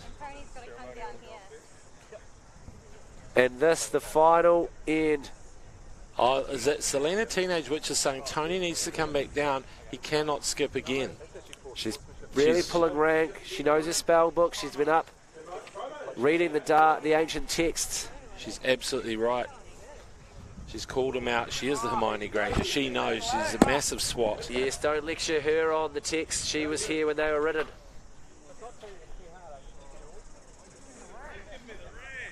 And there's the hat, the hat the toss. trademark. Well, and he is a tosser. Absolute hat tosser. You're going to move me on. And we're underway. Matt Heath with aggression. Oh, it's a beautiful length, but it ends up being a little bit overcooked as G-Lane comes in and tosses one off and sits back to observe his work. Seeing G-Lane on bended knee, you just imagine, can't you, the moment that he proposed? I imagine he was absolutely shit-faced and at a bowls tournament. At a bowls tournament. Christmas party proposal. Just met her. It's worked out so far so good. Text in 3236. Anyone had an awkward proposal location? Has it been a bowling green? Was it the races? You see one in the wild and you think, really, here? The public pool? I saw one at, oh, here we go, sorry. Oh, I thought it was going to be a touch. Sorry to interrupt you there, James McConey, but it's actually not that great. And Matt Heath with filthy hands. Yeah, those black hands. I saw one at the Eiffel Tower, actually. An American couple, very much a cliche American couple with amazing teeth and very slim and tanned. Yeah, big T-Bone stepping in and showing us how to swing here. I'd say that probably brings the ACC's tally up to 2. T-Bone just telling a yarn about how there used to be trams you could catch down here in Mount Eden. It's a great spot. And he said Dominion Road, there was several different tram options. Yeah, I should just caught the end of a conversation earlier. I'm telling that Te Aratu Peninsula in his day was just farmland. No one lived there. Can't believe anyone would want to live out by Footraw Flats. But I think Selena, the Teenage Witch, there might have stolen one back for Hauraki. Of course, their power play, that'd be a devastator. It's nice from T-Bone. He's a smooth bowler. I love he's a smooth operator. Sade wrote a song about this guy. Oh, there we go. Look at T-Bone. Needed a little more, perhaps. Apparently the phrase at his bowling club is T-Bone meat, and it means that they want him to come in with the smoothest operation of all time. And he does it. He delivers. There's a lot of rag talk out there on the field. You can almost hear a pin drop as the game engrosses everyone. And the Export Ultras This is the final end of course. sink in. Power play for Radio Hauraki. And that's another one crowding the plate. Very good groupage, but could be a measure there. Hard to tell quite what's going on. And it might come down to the captains here, I think. I think that's a 5-4 win to... oh, no, I think the Radio Hauraki has taken it. They've got 2 shots there, so it's a 7-2 by the looks of things. Yeah, it does, but still, we could be 2 to go. We've got the captains who are about to step in and try to wrap this up. Manai will be looking to devastate the play. I thought so. You were wrapping me up. I was like, oh, okay, let's wrap. Let's not wrap. Let's keep going. I was waiting for this final 2 to bowl. I did sort of hear cadence increasing and I wondered what was going on, but here we go. Manai Stewart for the ACC forgets how to bowl. He's got the rag freshly defiled, and there we go. He's gone very wide. He's been called for gravy. It's an early gravy call. And too much there. That'll sail in to the ditch, which is not what the ACC needed at all for a comeback winner. The big Mashy, the polar bear, super casual. It's very casual. He barely wants to be here. And it's actually a glorious bowl. It's going to sail right into the party. And it's going to be a hell of a bowl here from Manai. It's all going to come down to this, the Super Lawn Bowl. T-Bone is calling him in, Manai. And he's gone for the dainty, delicate bowl here. He's licked the logo. He's given it a lick, like your mum licking a stamp on Christmas Day. And there you have it, too far, too long, and it does seem that Radio Hauraki have taken it. A Super Bowl has been awarded. And it will be a long night for Matt Heath, Finn Caddy, and Selena, the Teenage Witch. Well, Radio Hauraki win the inaugural Super Bowls championship with a dominant performance in the final. They take down the ACC. They enjoyed it. What can you say? What a perfect team. The clutch play of Big Mash, the black hands of Matt Heath with all the Dulux paint on it, and Selena, the Teen Witch, the ultimate anchor, the one who really provided the magic, and now they're ruining it by just being absolute tossers at the end. Yeah, they certainly are. They're doing the old goodbye as they wave off the people who were almost better than them, but it just shows you that a team of just plotters along can knock over the superstar team who won their semi-final so convincingly, but were unable to lift the trophy. And G Lane controversially touching the trophy after losing. Well, it's going to be a nauseating Matt and Jerry show on Radio Hauraki tomorrow morning, so I would best avoid that. Yeah, there will be presentations. They will lift the trophy. We'll get to see the moment as we see Scotty J. Stevenson tucking into an Expert Ultra and looking forlornly at the cup that he'll never lift. Yeah, it was one of those days where you just felt that team had a bit of X factor, and even the theatrics of Matt Heath with the tossing of the hat, just they provided X factor, something different, and a bit of showmanship. They did indeed, and the wooden spoons have been taken away from the commentary position as they go to be handed off, and we're joined by the losing captain, fresh off a loss, Mania Stewart. Mania, it's a tough loss, always painful to come up so short. What went wrong? Oh, look, I mean, the first thing that comes to my mind, the thing that hurts most, I didn't know it was the power play. Yes. When it was. Granted, I don't have the skill level to have changed anything, even if I had known that was the power play, so... Well, nonetheless, it seemed like you'd gone off script a little bit. I know there's a lot of talk about giving T-Bone, Tony Grantham, the power play in the fourth end, as you'd done in the earlier game when you so convincingly wiped the floor with the other team. But no, you went rogue, gave yourself the power play in the third. Well, that's what I thought was interesting, was why I didn't know that it actually was the power play. Well, I have to cut you off there. You're going to lose twice as we cross down to G Lane with a trophy presentation. Like mentioned, this is something we want to do every Monday after Super Bowl Monday to make it bigger. We use this as a bit of a test event. Obviously, we just invited down a few special guests, friends of the ACC or the Bowl. So thank you very much for coming down, supporting the team, supporting the players. Much appreciated. You know, it's good to start the week on the back foot on a Monday. But thank you very much. We want to make this bigger and better, so it's a good retest on how to run the Super Bowl Bowls and make it more entertaining. Send some questionnaires out, get some feedback on what we can do to make it better and more entertaining. But reluctantly now I'm going to have to give out the prices. Every play. But first of all, we've got the wooden spooners. So our Aiden and Blair, they still here, come out here from the Movember team. And Gunnar as well. Punishingly receiving those wooden spoons. The boys are off to Paris in a few months, so I'm sure they'll pride this wooden spoon along with an Olympic medal. Hey, thanks very much, guys, for coming down. Tag's still on, I see. It's actually information about the wooden spoon.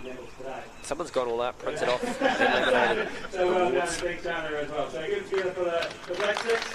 Good luck in Tokyo. So that's more explicit explanation of Not sure why one of the team members is doing the presentation, quite frankly. We've been up in the commentary position all day, and makes no sense if he'd won it when he'd be giving it to himself. So Selena, Finn and Matt for Radio Hauraki, of the Super Lawn Bowls here at the Canadian Bowls Club. Well done. No one walk out and after the slight background on the out of the hand. Well done. And what a rousing ceremony that was. Matt Heath, Finn Caddy, Selena, the Teenage Witch, taking out the inaugural Super Lawn Bowl and raising the trophy. We thank you all very much for joining us here, and we'll be back next year again, the Monday after the Super Bowl, for the ACC presents the Super Lawn Bowl with Bowls Auckland on behalf of myself, Tony Lyle, and all the people that have joined us in commentary, including Mania Stewart. Right now, we thank you for watching, and we'll see you another time. Congrats again to Radio Hauraki, the winners of the Super Lawn Bowl. Kill the stream. 2024. Kill the stream. Kill the stream. He's furious.